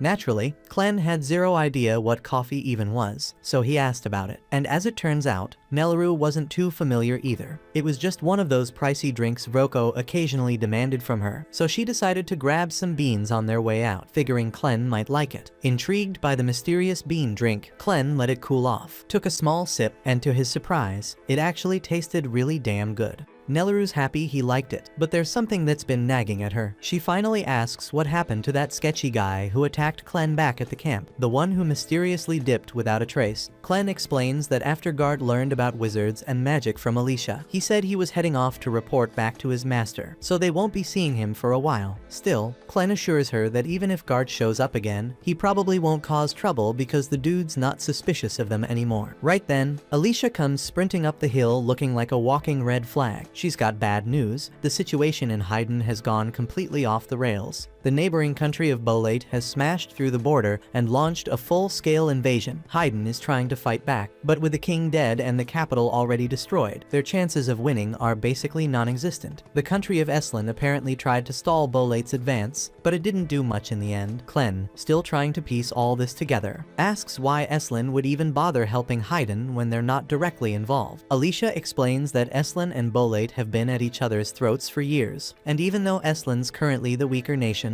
they can't afford to let Bolate get their hands on the Haydn Forge. If Bolate managed to claim that, they'd become practically unstoppable. But even if they did capture it, they wouldn't be able to use it properly without someone of royal blood. But the real issue is that Haydn is completely outmatched, and thanks to Clem's offing their king, Haydn no longer has any decent sorcerers or leadership left. And at this pace, it won't be long before Haydn gets completely brushed off the map. That all sounds like a massive headache, but Clem honestly doesn't get why he should care, because his only goal is to make Luna king. Whether Bolate burns Haydn to the ground or throws a party in the capital, it's none of his business. But Alicia cuts in, telling him it actually does matter, because if Haydn falls under Bolate's control, Luna's dream of becoming king goes straight into the trash. Under Bolate rule, only citizens born in Bolate can take the throne, and let's be honest, Luna looks 100% pure-blooded Haydnite, so that alone would make him an outcast, if not a target. Worse, pure-blooded Haydnites aren't just rare, they're valuable. Their blood is literally the key to refining arcanasite efficiently, and with a psycho like Drell leading Bolate's army, there's no telling what horrors he'd unleash to get his hands on someone like Luna. Alicia knows this firsthand. Drell was the man who killed her father, and not because they were enemies or anything like that. No, they used to be tight. But since her dad was considered one of the most elite swordsmen in the land, Drell showed up years after the guy retired just to challenge him and prove he was better. And when he won, he looked Alicia dead in the eyes and blew up her house for no reason other than pure malice. Alicia was burning with rage, ready to grab her father's sword and avenge him right then and there, but her father stopped her, because he knew Drell would kill her on the spot if she even tried. With his dying breath, he begged her not to go down the path of revenge. He warned her it would only lead to endless war and suffering. Instead, he asked her to become a hero, someone who saves people, not someone who destroys. He promised he'd always be watching over her, and she never forgot. Now, with Bolate sweeping through Haydn like wildfire, Alicia tells Clem that the only way to ensure Luna's future is to stop them, drive them out, and crush Drell's ambition before it burns everything down. Clem knew she was right deep down. He could see the logic in it, but he still hated the irony. Here he was, about to protect the very place he once swore to destroy, and that thought annoyed him more than he expected. Still, Alicia's relieved that he's willing to step in. She says she'll get ready to head out, but Clem stops her. If he's going to take action, he can't risk people thinking he's just doing it because Alicia asked. He needs a solid reason to go head-to-head with Drell, and luckily, Drell's been abducting dark beast kids to turn them into war mages for his army, so that alone gives Clem the excuse he needs. And honestly, he's a bit hyped to see what these wizards are really capable of. He knows Alicia's probably dying to get back at Drell for murdering her father, but he reminds her that her dad's final wish was clear. He didn't want her to become a weapon of vengeance. He wanted her to be the kind of hero who saves lives. Alicia hasn't forgotten the vow she made, but after everything that's gone down, calling herself a hero feels like a bad joke. Right now, she's just going through the motions, stuck being a puppet to someone else's will. But even if that's true, Clem throws the question back at her, what does being a hero really mean? Maybe Alicia doesn't feel like one, but Clem's sure Nelleru sees her that way. After all, Alicia's the reason her life turned around. That hits Alicia a bit, and she knows he's right. So, she decides to stay behind, and the moment Clem shifts into his other form, he bolts straight into the woods, heading right for the Bolate army. At the same time, the Bolate forces just smashed their way past the second fortress on their march toward Haydn. Rhodey's seriously freaking out cause if they're not stopped soon. They'll be at Hydrad in no time. He rushes along the cliffside with Mikwell pointing out a narrow river up ahead. If they're gonna block the army, or at least slow them down, because this spot is their best shot. Back in the city, Alicia brings Nelleru and Luna along as they walk through the streets. Then they suddenly hear someone getting the absolute crap beat out of them nearby. Alicia's first reaction is concern, but once she spots the guy, she relaxes. It's just some unlucky bandit who somehow survived their last fight with her, not exactly someone worth saving. The townspeople already know all about what the bandits have done, and when they realize this guy is one of them, there's zero chance they're letting him walk free. Nelleru's still a little shaken, mostly cause this guy used to harass her constantly. Alicia tries to comfort her, saying he won't even recognize her now that she's changed a lot. Unfortunately, the guy does recognize Alicia, and the second he sees her, he tries to shift the crowd's attention by yelling that she's the one who unleashed the giant sea monster in the old mineshaft. A few heads turn to see what he's shouting about, but Alicia's already slipped away by then. Even if someone had seen her, it wouldn't change the fact that this dude's a bandit and no one's buying his crap. In the end, all the bandits found in the area end up hanging, and the locals are still feeling pretty uneasy about everything going on lately. First it was Clevitus attacking, then came the Bolate invasion, and now some ancient underwater octopus freak. At this point, people are joking that next it'll be mutant hornets or ice-breathing worms, but no matter what madness shows up next, one thing's clear. They've made up their minds to stand strong and protect their town from whatever comes. At the same time, Alicia and Nelleru are trying to find somewhere to stay, but things aren't exactly easy since the whole town's basically on lockdown. But then they find an inn, but right before they step into it, Alicia asks Nelleru not to call her a hero because she's trying to keep a low profile for now. The second Alicia pushes open the door, she's greeted by two bulky guys flanking the entrance. and they don't waste a second accusing her of being one of the bandits. Alicia freezes for a second, not sure how to handle it. But then their mom steps in and tells them to stop messing with the guests. Phil tries to justify it by pointing out that Alicia has an eye patch and a sword, which makes her look sketchy. Still, with how crazy things have been lately, walking around armed isn't exactly unusual. What is weird though is someone walking around with a baby from Haydn, so Kari turns to Alicia and asks what's up with that. Alicia quickly says that she and Nelleru are guards assigned to a high-profile figure, and right now, their job is to protect the baby no matter what. That sounds good enough for Kari, and she can tell there's more to the story, but she's not about to get involved in her guests' personal business. She just asks what they need, and Alicia replies that they're looking for a room for two, preferably something cozy enough for a baby. Kari lets her know it's 2 silver coins per night, so Alicia pays for 2 nights up front, and Kari points them to the first room on the left. She then tells her sons to help carry the guest things. So Pete walks over to Nelleru and offers to carry the bags for her. Nelleru tells him she can handle it just fine, but Pete insists, so she hands over the luggage, and the moment he grabs it, he immediately regrets it because his bags are way heavier than he expected. Still, Pete and Phil manage to drag everything upstairs, and once they get inside, Alicia looks satisfied with the room. Kari says if they need anything, they can come find her downstairs, then heads off. After she leaves, Nelleru suggests they put Luna down so he can get some rest. But what they don't realize is that one of Maynard's spy bugs has locked onto Luna's location. And now that he knows exactly where the Haydnite Prince is hiding, he's unleashing his entire swarm to track him down. Later on, Alicia stands by the window, her mind drifting, wondering if Clen has made it to the front lines yet. But before she gets lost in thought, Nelleru calls her over to check out Luna's very first baby tooth because it looks so adorable. Just then, Kari knocks on the door to let Alicia and Nelleru know their food is prepared, but once she notices Luna's still asleep, she tells Alicia to come down and grab it herself so she can bring it back upstairs. Alicia follows her down, and Kari points to the meal laid out at the far end of the table. Alicia heads over to pick it up, but on her way, she catches bits of conversation from the people sitting around the bar. They're blaming everything on the heroes. If those so-called saviors hadn't gone and picked a fight with one of the beast lords, Clevites never would have flattened Haydn, and the Bolates probably wouldn't have kicked off this whole war. Right now, folks see the heroes as a curse more than anything else, and honestly, they've got every reason to be pissed. Instead of saving anyone, those heroes just made things worse. Alicia's just about to head back upstairs when she suddenly picks up on something. There's a dark beast nearby, and before she can act, something crashes through the window. It hits the floor right beside Pete, and at first glance, he thinks it's just some ball. He reaches for it, but Alicia shouts at him not to touch it. But it's too late, and the thing swells in size and slams Pete up into the ceiling, revealing itself as a massive centipede. Right then, Maynard steps into the inn. He tells everyone this isn't just some random bug. It's a creature straight out of the dark beast forest, the kind that ranks up there with serious dark beasts in terms of strength. One guy doesn't even wait for Maynard to finish talking. He didn't come here to deal with monsters, so he dives straight out the window to make a run for it. Normally, that would have been the smart move ever, but Maynard already had a whole swarm of creatures lying in wait outside, and the poor guy gets eaten before he even hits the ground. This was all part of Maynard's setup. He made sure no one could leave the town until he completes what he came for, and just to make things crystal clear, he introduces himself as the top mage under General Drell's command. People inside are freaking out because no one expected Drell's forces to make a move on their village, but Maynard clears that up real quick. He's not here to take over anything. His only task is to confirm whether the Haydnite baby in this town has royal blood.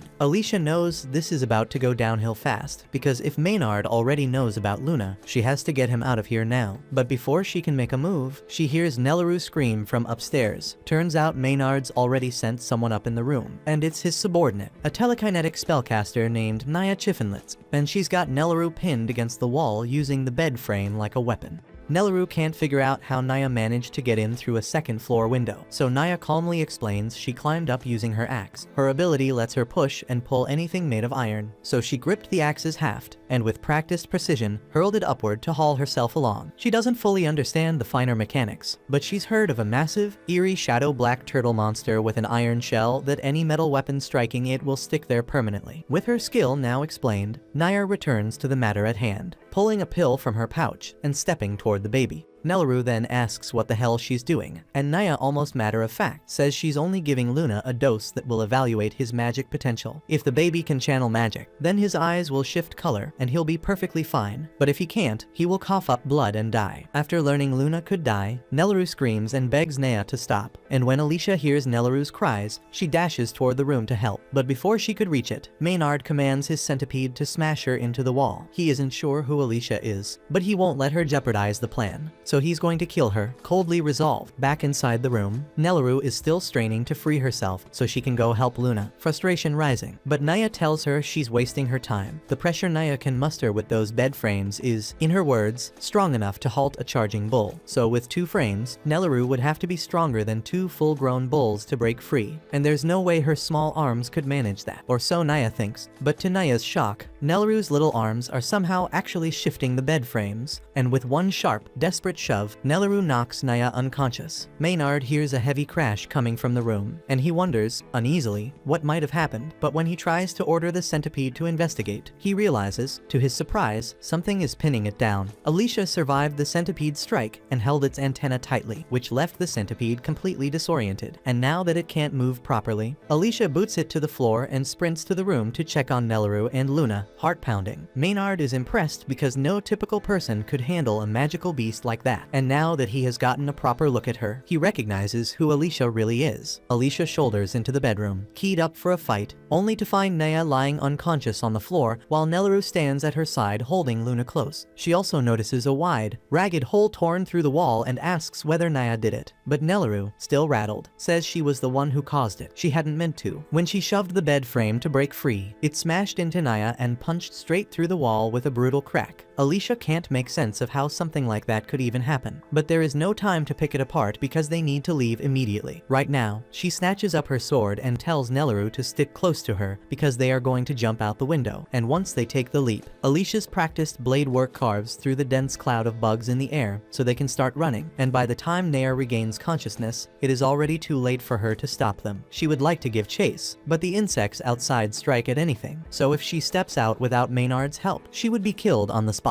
A short time later, Alicia and Nelaru make it beyond the city limits, and the swarm abruptly stops pursuing them because Maynard only told it to surround the city. If they are lucky, they might get through the forest before dawn, but things rarely stay that simple for long. They run into a second wall of insects deeper in the forest, and there are far more of them here, so Alicia will not be able to cut a path like before. Nelaru asks what they should do, and Alicia is not entirely sure, but for now, they need to find a place to hide nearby. Meanwhile, back at the inn, Naya comes downstairs again and plainly tells Maynard that the women got away. Maynard asks her if she at least managed to test the baby's magic aptitude, but she never had the chance because Nelaru knocked her out with a bed frame. Maynard concludes that they seriously underestimated the pair, but the whole ordeal has still let him confirm a few things he suspected. First, the blonde woman was the hero Alicia Glenfall, and he is certain of it because he was there when Drell killed her father. There is no way a hero would be traveling with an ordinary baby, so that basically confirms that Luna is the Hyde Knight prince they have been searching for, and he is practically trembling with eagerness at how fun it will be to torture a hero when he finally gets his hands on her, and Naya just stares at him, wondering why she has to spend time with a psycho like this. The moment Maynard finishes his wild laughter, he tells Naya they need to gather everyone and march them to the main square. Once everyone is outside, the town's leader asks Maynard why he dragged them out here, because if he thinks a handful of bugs will be enough to make them yield, he is in for a rude awakening. Maynard is impressed by how gutsy these people are, but he wants a few points made clear right now. First, he says he and the Bolate army wouldn't even be here if the King of Hyden hadn't made that foolish wager and attacked Clevites. And now that the capital lies in ruins, it's possible Clevites might return to seize the territory, so the Bolate forces are generously stepping in to shield them. It's basically a pretext to invade Hyden, but without the king and his magic weapon, there's almost nothing they can do to stop it. Besides, Maynard tells them there's a bigger enemy to handle in the meantime, because the blonde from earlier is one of the 13 heroes who sparked this whole mess, so if they want someone to vent at, they can start by chasing her down. At the same time, Drell's army is still marching to claim the fallen Hyden capital, and they're halfway across a shallow river when Drell suddenly halts, sensing eyes on him. He tells the stalker to step out immediately because there's no point hiding when the moon is so bright tonight. All at once, Rhodey bursts from the bushes and drives his spear into the water, freezing the whole river solid and locking the feet of all of Drell's soldiers. Then he commands his troops to push forward. Even though Drell Drell's army outnumbers Rhodey's 10 to 1. Rhodey's troops came with ice cleats, so they can still move freely, while even Drell's enslaved dark beasts stumble and scrape for footing. Miquel leads the soldiers into the clash and tells everyone to target Drell's wizards first so they can't free themselves. Drell knows the Frost Spear's capabilities, but even at full output, it shouldn't have been able to freeze the entire river in one sweep. He figures Rhodey must have placed a wizard farther upstream to chill the water just below freezing so the Frost Spear could finish the job, and he admits he's impressed by how tightly planned Rhodey's tactic was. Rhodey looks to have truly mastered the Frost Spear, and if he topples Drell here, this whole war could end, but Drell tells him it won't be that simple. Rhodey then surges at Drell with his spear, but Drell answers with a crushing backhanded cut that blasts Rhodey several feet backward. Rhodey stays locked in and fires an ice spell through the spear at Drell, yet Drell slips aside in time and springs off his path, leaving the water and the horse frozen where the strike landed. They close again and trade blows, and once more Drell finds himself grudgingly impressed by Rhodey's skill. A regalia might lend power, but it takes real strength to pull out its full potential like this. Even so, he says it still isn't enough to break the world's shackles. He then floods the field with power, and has his sword call a dragon's claw into the air. Rhodey is stunned because regalia aren't supposed to manifest solid things, but the claw is absolutely real, and it swats him clear across the river. Miquel and the rest of the soldiers see him in trouble, so they wheel around to support him, and at the same time, Drell explains that by fusing his blade with magic, he has turned it into something far beyond a normal sword. Right then, Drell notices some of Rhodey's men rushing toward him, so he pivots and erases them with the dragon claw, taking his own troops in the same sweep. Rhodey can't believe Drell would kill his soldiers so casually, but Drell says anyone weak enough to die to a blow like that doesn't deserve to see the world beyond their borders. Rhodey has no idea what Drell keeps going on about, since he's been talking about borders and shackles for a while, so Drell explains that his aim is to crush the legend of the heroes. That story is what drove people to challenge unbeatable enemies with methods that make victory nearly impossible. Things have stayed this way for thousands of years, and nobody has thought to question it, so the pattern never changed, but he says it ends here. Drell then tells Rhodey he isn't going to kill him because he was a worthy opponent, and by now he should understand there's no way he can win this fight. Rhodey tries to rise, but there's no strength left in his body, so he's forced to watch while Drell pushes on with his conquest. But a heartbeat later, Clevitus drops onto the battlefield, and everyone looks up in pure terror when they realize the Southern Lord of the Dark Beasts has arrived. Clevitus notices that Drell is unmistakably the one commanding the field, so he says he has a question to put to him right now. Children from both humans and dark beasts have been vanishing, and from what he has heard on the way, it ties to the magic Drell wields, so he wants to know if Drell truly stands behind it. Drell asks whether a beast lord should really travel this far just to pose a question, when he surely has weightier duties waiting elsewhere. Clevitus replies that this is part of a lord's charge, and if anyone profanes his lands or his people, the law requires that he kill them with his own claws in retribution. Drell asks what empowers Clevitus to declare the law of the land, but Clevitus, irritated by how much Drell talks, drives a brutal stab straight through his stomach. He adds that all of this could have been avoided if Drell had simply answered the damn question in a steady voice. Yet even with a hole in his chest, Drell looks unfazed. He says he already knew Clevitus would come to kill him, and he knew there was no way he could win in a head-on fight, so he prepared in advance. A third eye opens on Drell's forehead as he prepares to invoke his ultimate spell, Dark Ichor Prison. This blindsides Clevitus, since he had no idea humans could use Dark Ichor, and in the next instant Drell's body detonates all at once, splashing him with hot blood. When the blast clears, the only things left are Drell's sword and a massive sphere of what used to be Drell surrounding Clevitus like a prison shell. However, if you thought Drell was deceased, you'd be mistaken, because before he blew himself up, he shifted his consciousness into the sword, so he no longer has a human body, and he exists entirely as the magic bound to that blade, with no flesh or heartbeat. He went to great lengths to sacrifice his body for this Dark Ichor prison, and he is certain that even someone as powerful as Clevitus would not break out of it easily. Not anytime soon. Clevitus seems to have been rendered unconscious by the prison, so he remains unmoving inside, and Drell plans to leave him there until he eventually dies. Rhodey watches in astonishment and cold dread because he cannot believe that Drell truly managed to defeat Clevitus so quickly when the 13 heroes failed to do so. If he is capable of that, then Haydn stands no chance against his might, and Drell, more determined than ever to press his task, orders all his remaining soldiers to prepare to move without pause. At the same time, deep in the forest, Alicia and Nelleru are still slipping through the trees trying to get away from Maynard when when Alicia suddenly senses that something is wrong beneath the heavy branches. However, she has no idea what caused the strange feeling. An odd prickle at the back of her neck, and there is no way for her to contact Clevitus from here. So she tells Nelleru they need to keep going. All the while, a knot of furious townsfolk whipped up by Maynard's orders fanned through the trees, slowly hunting them by torchlight.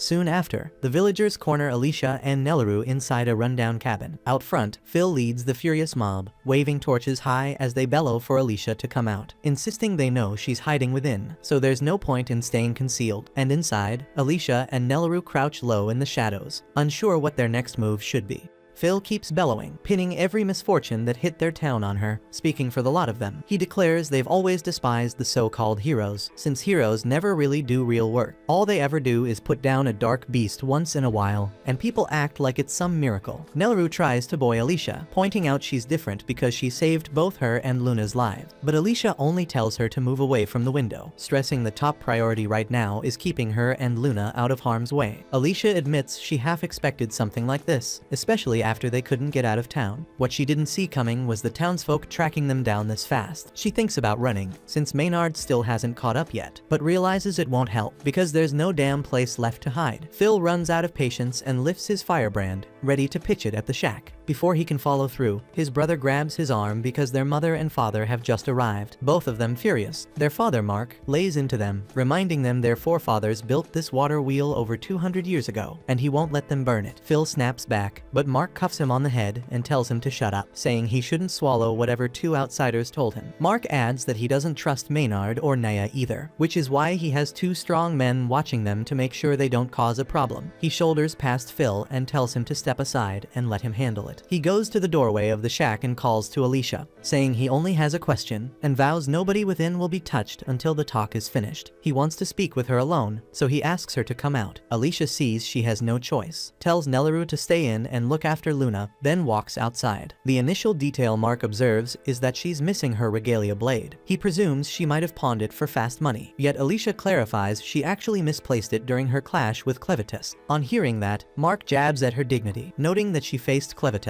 and was beaten. Alicia exhales and acknowledges that Clevitus utterly overpowered them. She says she'd get it if everyone resented her for a failure like this. And as she starts to apologize, Mark cuts her off. He tells her that isn't the issue. Still, if she had hawked her regalia and bolted, he absolutely would have taken her life. But because she already stood and fell in battle, he had nothing to reproach. Phil and the rest were stunned at the choice their father delivered. And Alicia, in contrast, was struck dumb when she realized they didn't despise her in the end. Afterward, Mark proceeded to tell Alicia that, before the monarch passed, he had sent her off because it was part of their custom. Then, fixing her with a grave look, Mark asked whether keeping that custom alive was still honestly justified, given the steep cost they had all borne. When the next sovereign is selected, should the people truly back him or not? Mark reminded Alicia that her band of champions was the only group in a millennium to reach the Lord of Dark Beasts. He figured she must have glimpsed what lies past Luna Mountain, so he pressed her again on whether it was worth the price. Alicia cast her mind back to her clash with Clevitus. She recalled that after her limbs were cut away and she was flung skyward, she caught a fleeting look at the world's brink. To her shock, there was no border at all. The line of the earth ran on without limit. So answering Mark, she set her face and stated solidly that it was damn well worthwhile. She conceded she wasn't certain she had the standing to say so after screwing up like this, but she explained that people won't grasp some truths while their realm stays cramped. Certain things can only be won by daring to jump. She said she learned that from Clem, who was cocky and treated her like a rag, yet despite that, she felt thankful to him. Without meeting him, her world would have stopped without ever growing. Emotion surged through Alicia as she cried out, asserting that widening the realm for the sake of the valiant champions who perished trying had purpose, and she would not permit anyone to claim the opposite. Mark and the rest looked genuinely moved by the fire in Alicia's voice. Mark went on to say the old king did manage one thing right, and that was picking his heroes. He told Alicia she could go, promising he'd rein in the head-headed kids lingering in back. While turning to leave, he added that their next ruler needed to stay alive to give everything he had. Even so, Alicia froze at that remark, wondering whether Mark had figured out Luna's bloodline. He then split the townsfolk into two teams, saying one side would face the insect wall, while he and the rest took on the troops. But before he could take another step, a colossal bug creature bars his path and drives its barbed tail straight into his chest, and at the controls was Maynard, grinning like a snake, and he jeers that this is the price for letting Alicia walk without his say-so. Watching that, Alicia yanked out her blade and rushed Maynard and spitting that he was a bastard. Maynard just smirked, saying she shouldn't be shocked because Mark earned it for spoiling his fun. When Alicia demanded to know what he meant by that twisted sport, Maynard said he meant the pastime where he'd watch the people of Haydn butcher Alicia. That line set her off, so she fired off Rising Dragon and cleaved the huge insect in one blow. Maynard hopped clear with the same smug smile, asking why she couldn't have given him a heads up first. Right then, Alicia yelled to the townspeople, pushing them to get inside fast because a swarm was closing in. Right on cue, a black cloud of bugs came sweeping in. Luckily, every last one of them, Mark included despite his wound, made it to cover in time. But as the door swung shut, Nelleru looked through the window and spotted Alicia still out there, burning every bit of strength she had to hold the bugs back by herself. Luckily, she tore through the first wave, and even Maynard had to be impressed. Yet, he said this was exactly what he figured from a hero like her, standing solo and swinging no matter the chances. And the only question left was how long she could keep that up. At once, Alicia crumpled onto the dirt in agony, and right then, Maynard offhandedly noted he had neglected to mention a detail. The insects had been venomous the entire time. He explained that if the large ones pull your focus, the tiny ones dose you before you even realize. Maynard added he could not direct every critter around, from bees overhead to ants underfoot, but the most fearsome of the lot was a special spider breed, whose toxin can break human blood down at its core. Alicia abruptly sensed a crawl along her nape, but before she could smack it with her palm, the arachnid sank its fangs into her.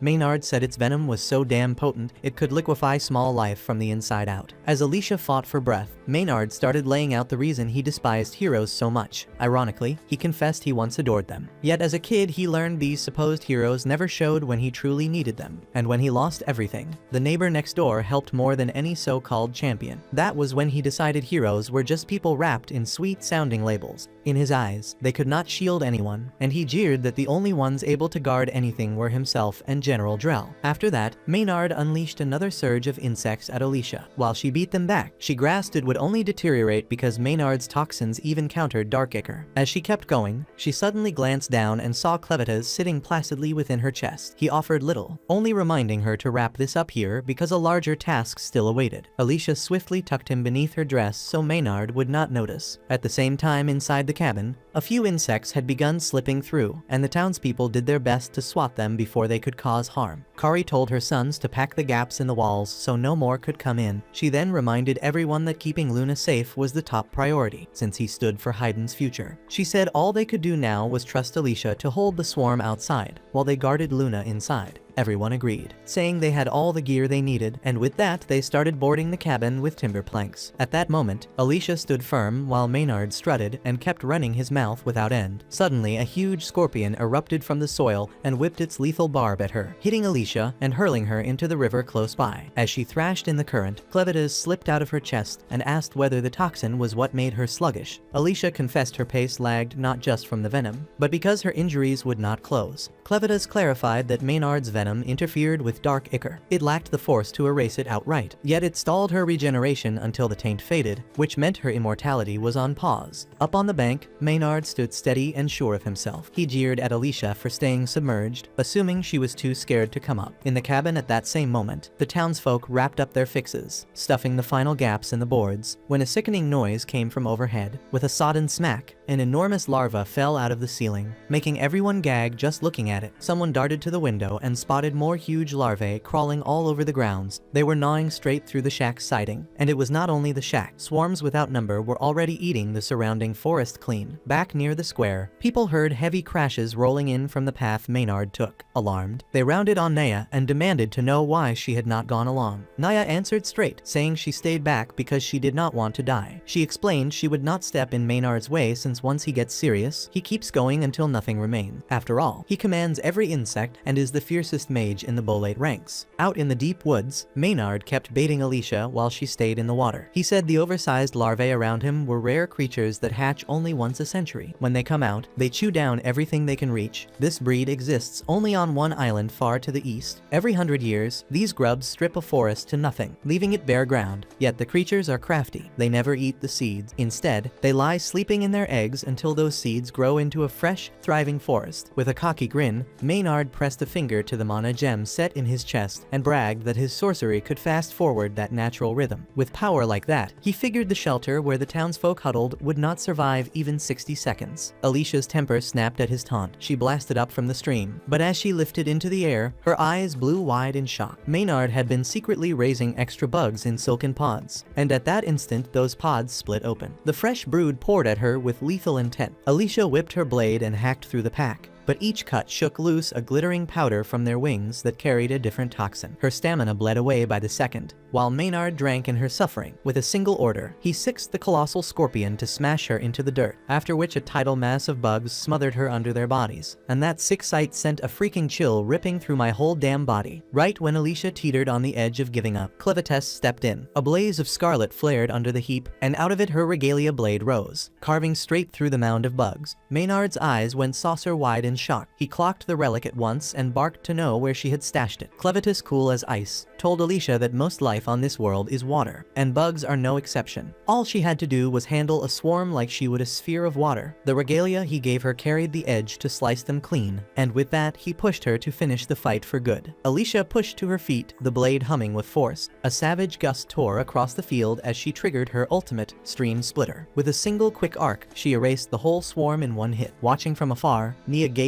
as every creature under Maynard vanished. Alicia leveled the weapon at Maynard and ordered him to yield, but she knew he would not give in, so she simply laid him out cold. Drained, Alicia finally crumpled. Nelu rushed in to catch her, but to her shock, Clen was already there, holding Alicia in his arms. Clen looked at them with a hard face and said the situation had shifted, which was why he had come to call them back. Alicia, still woozy, managed to ask if Clen had beaten Drell. Clen answered that he had not, because Drell was not alone. He had another Lord of Dark Beasts helping him. Meanwhile, amidst the shattered remains of the Kingdom of Haydn, evacuation efforts are in full swing. Nearly 80% of the surviving population has already been relocated to underground shelters. Despite this, Queen Tala refuses to leave not until she finds her son. One of her top advisors attempts to persuade her, gently reminding her that she's now the only remaining figure capable of leading what little remains of their kingdom. But Tala is unwavering and declares that she could never forgive herself if she abandoned her child, no matter how dire the situation. The elder empathizes with her pain, but questions how she can be so confident that her son is even alive, especially when there hasn't been a single sign of him since the kingdom fell. Tala clarifies that she knows he survived because the Forge of Haydn is still glowing with its usual intense red light. Normally, after the king's death, the forge would go dormant until another rightful wielder appears, but its continued glow means someone of royal lineage is still alive, and the only other living heir is her son. That's why she insists their top priority must be locating him and protecting him until he's old enough to inherit the forge. If they can manage that, then Haydn still has a future. The path forward is clear, but Tala can't help but feel bitter because this entire ordeal might have been avoided if she'd been able to flee with her son like she originally intended. The elder asks her to clarify what she means, and Tala reveals that before Clevites launched his assault, she had a vision foretelling the devastation. She had sensed that the heroes would be no match for the dark beasts, and that Clevites would destroy the capital in revenge, but she couldn't predict the exact timing, and because of that, her window to escape closed before she could act. Right then, Tala's personal courier, Fabio, returns and announces that he brings urgent news. He reports that Drell's army, 50,000 strong, recently clashed with the forces of Eslin near the Merrill River. The Eslin warriors fought with incredible courage, but they ultimately stood no chance against Drell's devastating magic. But just as the battle concluded, Clevites suddenly appeared out of thin air and wiped out nearly half of Drell's troops in an instant. But what happened next was even more shocking, because within moments, Drell conjured a bizarre glowing red orb that somehow managed to imprison Clevites inside. This new information leaves Tala deeply unsettled, because the idea that someone could overpower a dark beast lord was terrifying in itself. But now Drell and the remnants of his force, roughly 20,000 soldiers, were marching straight toward them, and no one had a clue how to respond. Tala refuses to accept this outcome because it contradicts every principle their ancient traditions are built on. And according to those beliefs, only true heroes are worthy of even standing against a lord of the dark beasts. But Fabio counters, pointing out that Drell was once a hero himself, and more importantly, he still carries his regalia, so by the letter of prophecy, he qualifies. Still, Tala rejects the idea outright. In her eyes, a man like Drell who would lead troops to invade a foreign land could never be the chosen hero foretold in legend. So she declares that she'll confront him directly and destroy his regalia, claiming he's unworthy of wielding such a sacred artifact. Fabio hesitantly asks if destroying a regalia is even possible, but Tala explains that with the sacred hammer of Haydn in her hands, it is. The hammer is the only known weapon capable of crafting or shattering a regalia. The elder tries to talk her down, reminding her that the hammer is only to be wielded by Haydn's rightful king, but with the throne currently empty and her son too young to take it. Tala announces that she will act as ruler in his place, and as such, she has every right to use the hammer. No one can refute her claim, so the others assist her in putting on her battle armor, while Fabio runs off to retrieve the weapon. She thanks him once he returns, then lifts the hammer from its sacred case. Now armed with its legendary power, she prepares to face Drell and his forces head-on. Meanwhile, back in the village, Pete pulls Naya over to where Alicia is waiting, just as she asked him to. He's still buzzing with excitement from watching her demolish a swarm of insects with a single swing, so he eagerly declares that from this point on, he'll be her personal assistant for as long as she sticks around. Alicia is taken aback by how kind he's being, but since he offered, she asks if he could also bring Nelleru to her. Pete bolts off immediately to fulfill the request, and Clen smirks, congratulating her on gaining her very first lackey. Alicia groans and tells him to knock it off because she never asked for a servant, and what she really wants right now is a fresh outfit, because she's currently soaked head to toe in bug guts. At that moment, Naya finally speaks up, asking why she was even brought here. Her knees are sore, and she just wants to go home already.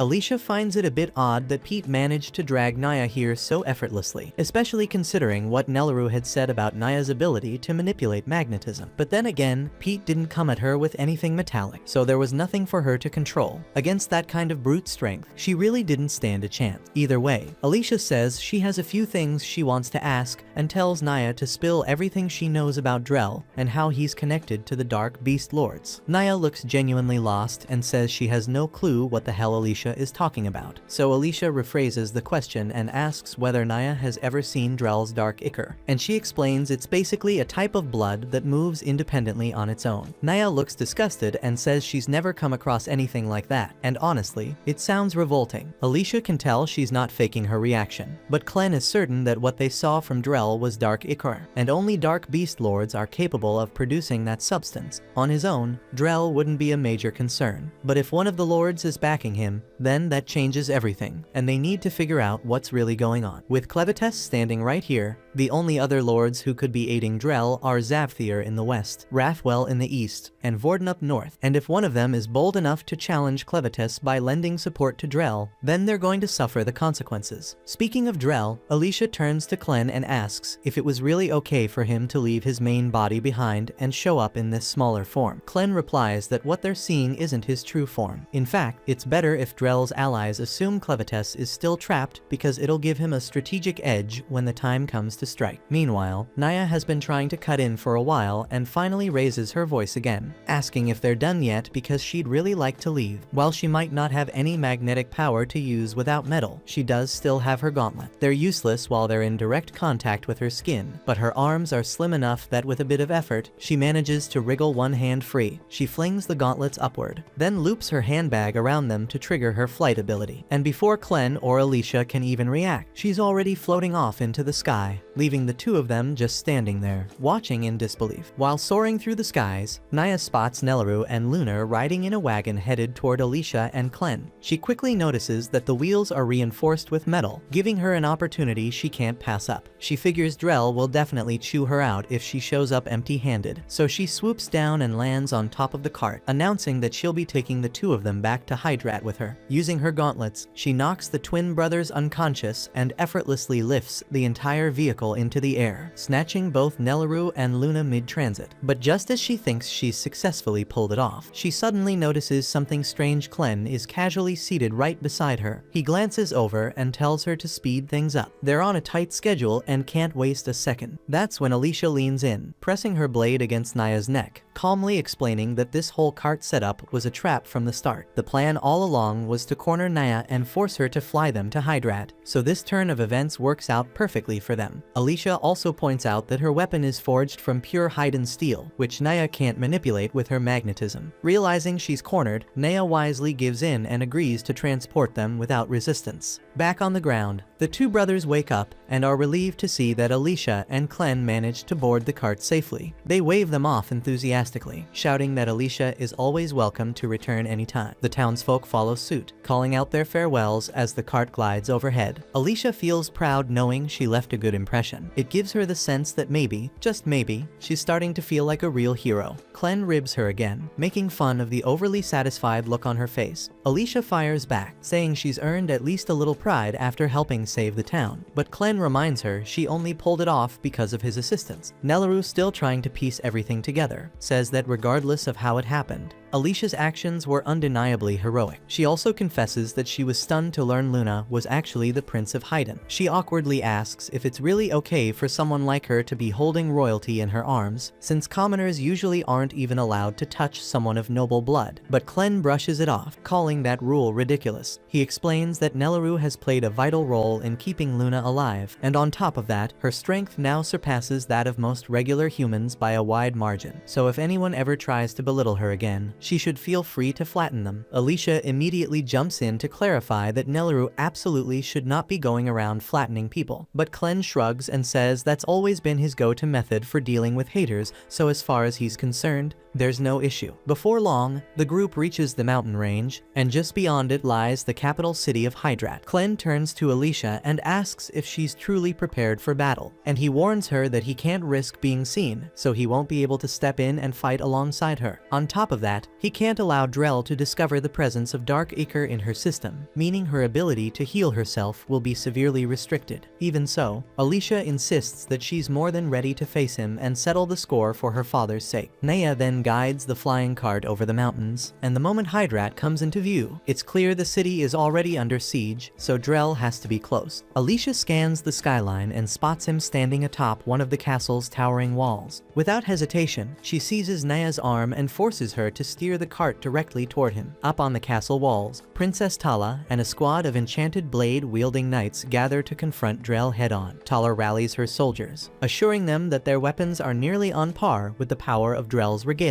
If anyone stands a chance, it's them. But judging by the look of things, you can already guess these guys are about to become battlefield decorations in no time. They charge in and attempt to flank Drell, launching their coordinated assault. But Drell doesn't flinch instead. He simply mutters that they're annoying. At that moment, the knights realize their doom. But bound by duty and loyalty to Haiden, they press forward into certain death, hoping to buy enough time for the archers to get a clean shot. The archers take aim with perfect positioning, but they still manage to botch the attack, because in the blink of an eye, Drell morphs his body into the shape of a blade and vanishes from view. Tala and the knights froze in disbelief, questioning their sanity. Did he just transform into a sword mid-fight? And if so, what the hell does that even mean? But with no time to figure it out, the shield bearers moved in to form a protective barrier, but they're instantly blown back by a massive force, and within moments, Drell is already clutching Tala by the throat. He praises her effort in defending Haiden, but coldly tells her that she'll never wear the crown. Tala knows he's right because she doesn't possess royal blood, and only someone born of the king's bloodline is eligible to inherit the throne. And if every direct heir were to perish, then the right would pass to the closest relative by default. But Drell declares that he intends to end that tradition once and for all. Tala knows there's no guarantee she'll make it out alive, but she's certain that a single blow with the sacred hammer should be enough to destroy Drell's regalia, so all she needs is a brief distraction. Right then, Alicia comes crashing down from the airborne carriage, and Tala has no idea what the hell is going on. Still, she recognizes it as the perfect opening, so she doesn't waste the moment. She lunges forward and swings the hammer straight at Drell's blade. Meanwhile, watching from a distance, Clem and Nelleru observe the chaos unfolding. Nelleru hesitates, asking if Alicia can really take on Drell by herself, but Clem shrugs and says it doesn't really matter whether Alicia wins or loses because her whole job was just to keep Drell occupied. Drell, along with whoever's backing him, is after the Forge of Haydn. That's the real target, and since only someone with royal blood can remove the seal, he brought Luna with him. Clen already knows exactly where the forge is, so he leads Nelleru to one of the fortress walls and explains that the forge lies just beyond it. He could smash through easily himself, but he's trying to avoid drawing attention, so he tells Nelleru to handle the job instead. She pauses, glancing at the massive stone wall, and asks if he's serious because it looks pretty solid. Clen reminds her that when he healed her, he infused her tiny frame with the raw might of a troll, so her strength now surpasses even the fiercest among them. Nelleru takes his word for it and gives the wall a light shove. To her astonishment, the entire slab of stone rockets forward, far more forcefully than she expected, flying clear over the wall and crashing directly on top of the guards stationed to protect the forge's entrance. She doesn't know why, but she suddenly feels like her kill-death ratio just ticked upward. But Clen tells her she's just imagining things and urges her to move faster because they're short on time. Down near the forge's sealed doorway, Fabio and a handful of soldiers manage to survive Nelleru's accidental strike. But before they can process what just happened, Clen uses his powers to pull them into the shadows. Once at the forge seal, he gently places Luna's hand against it, triggering the mechanism needed to unlock the ancient entrance.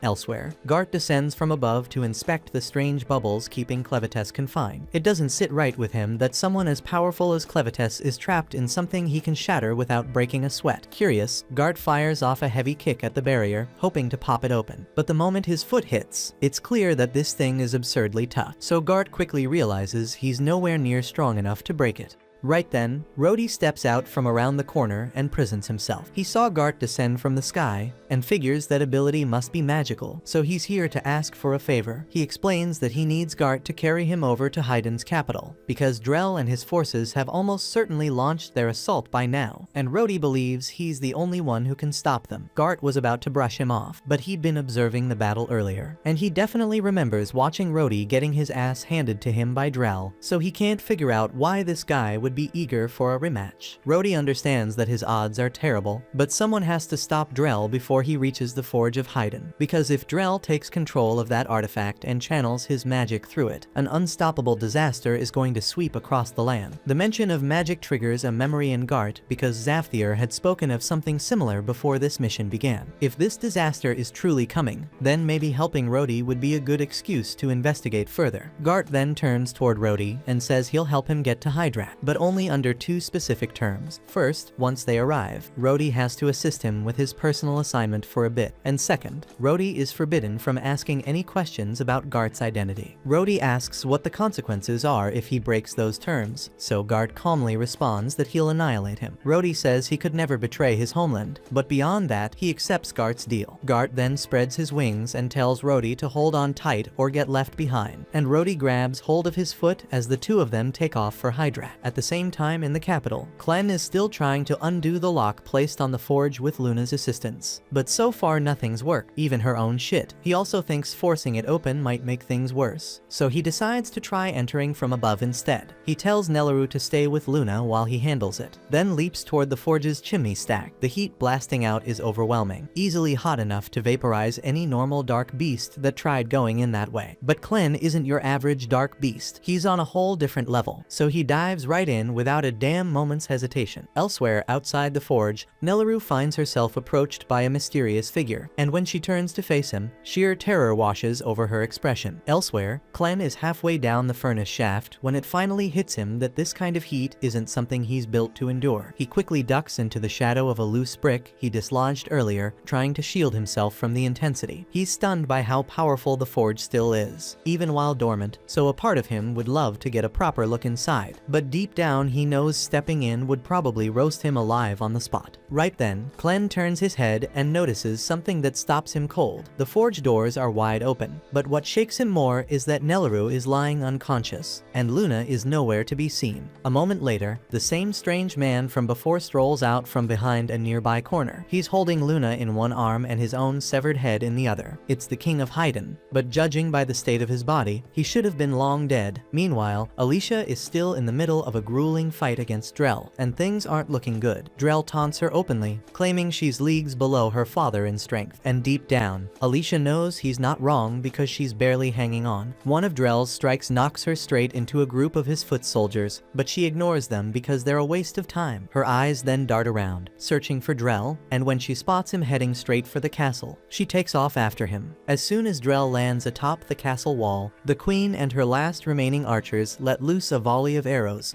but to Drell, they're nothing more than a minor annoyance, and he casually slices through them midair like paper. The attack barely scratches him, but it gives Alicia just enough time to catch up, and she leaps in and strikes him with a rising slash from below. Unfortunately for her, that technique was something Drell himself created, so he counters it effortlessly and retaliates with something far worse: the Dragonfly Scythe Weasel. Then a storm of blades comes crashing down toward Alicia, hundreds of slashes in a blink. But to Drell's amazement, Alicia survives the onslaught with her body intact. He grins and compliments her resilience, saying she's got real potential, just like a true heir to the Swordmaster's legacy. Alicia has no interest in hearing Drell toss around empty compliments, so she tightens her grip on her sword and demands answers. She wants to know what really happened between Drell and her father, and why he ended up killing him. Drell calmly responds, explaining that her father Margot was once a close companion. They trained together at the same sword academy and were both rivals in the race to earn the title of hero. The revelation hits Alicia hard because she's never heard any of this before, and Drell is just as surprised to learn she was kept in the dark. He slides his sword back into its sheath and offers to tell her the full story. The tale of how he came to be known as Drell the Dragon Slayer, and how Margot chose to walk away from the path of a hero. 25 years ago, Drell and Margot stood face to face in a high-stakes tournament. The prize was simple: whoever won would become the rightful wielder of the first regalia crafted by the King of Haydn after 6 years. Despite their rivalry, the two were still close at the time, so when the match began, they both promised to give it everything they had. Then, when the dust settled, Margot stood victorious. Drell was crushed by the loss, but he swallowed his pride and offered a genuine congratulations. After being crowned champion, Margot was officially named the Swordmaster and entrusted with the regalia. From that point forward, he was expected to take on the role of a hero, defend mankind, and slay the beasts that plagued the realm. Margot accepted the duty without hesitation, so the king handed him the regalia, and the moment he unsheathed it, raw energy coursed through his veins. The weapon was powerful, but the king explained that it was not yet whole. Margot asked for clarification, and the king revealed a hidden truth. All regalia are born with a soul, and the very first life taken by the blade becomes the soul that binds to it, which meant Margot's first kill would determine the weapon's nature forever. Sometime later, the two old friends met at a nearby tavern to talk through what came next. Margot mentioned that he was planning to form a full squad before tackling any major threats because he didn't want to risk making his first kill something weak like a low-tier dark bug. And as for what he had in mind, Margot admitted he was leaning toward taking down a northern dragon as his first target. But the second Drell heard that plan, he jumped up, visibly alarmed, and told Margot to stop thinking recklessly. He understood that Margot wanted a powerful soul of darkness to seal into his regalia, but targeting the northern dragons was insane, because those creatures served none other than the Dark Beast Lord, Vorden. So provoking him now would be a death wish, plain and simple. And on top of that, all of the dragons dwelled deep within frozen mountain ranges, and there was no way Margot could survive that terrain wielding an unfinished regalia. Even so, Margot insisted this was his only path forward if he ever hoped to challenge one of the Dark Beast Lords. Drell already had serious doubts about Margot's chances against a standard dragon, but going after one of the Lords of Darkness was outright suicidal. The old stories spoke of legendary heroes rising up to defeat them one day, but Drell never believed those tales. Still, if there was anyone who could prove them true, it would be Margot, the most skilled swordsman of their era. Margot stood up and told Drell it was time to begin preparations for the expedition. He was completely confident that they could take down a dragon, but reality hit harder than expected. The conditions in the snowy region were brutal, and while spotting a dragon didn't take long, the dragon spotted them just as quickly. It circled back and rained down a wave of boiling stomach acid. That one attack wiped out their entire expedition team, leaving only Drell and Margot standing. Drell urged Margot to fall back, warning that their odds in a 2-on-1 weren't looking good, but escaping wasn't really an option because the dragon would definitely hunt them down if they turned their backs. Their only shot was to strike first, kill the beast, and hope they survive. Easier said than done, especially especially with the dragon flying high and staying out of reach. They needed a plan and fast, so Margot quickly formed one and told Drell to hit him with the rising dragon technique. It was a risky move, but it was their best shot at closing the gap. Drell didn't hesitate, and he sprinted toward Margot and launched him with a full-power rising dragon slash. The plan worked perfectly, and Margot soared through the air, reaching just above the dragon's position,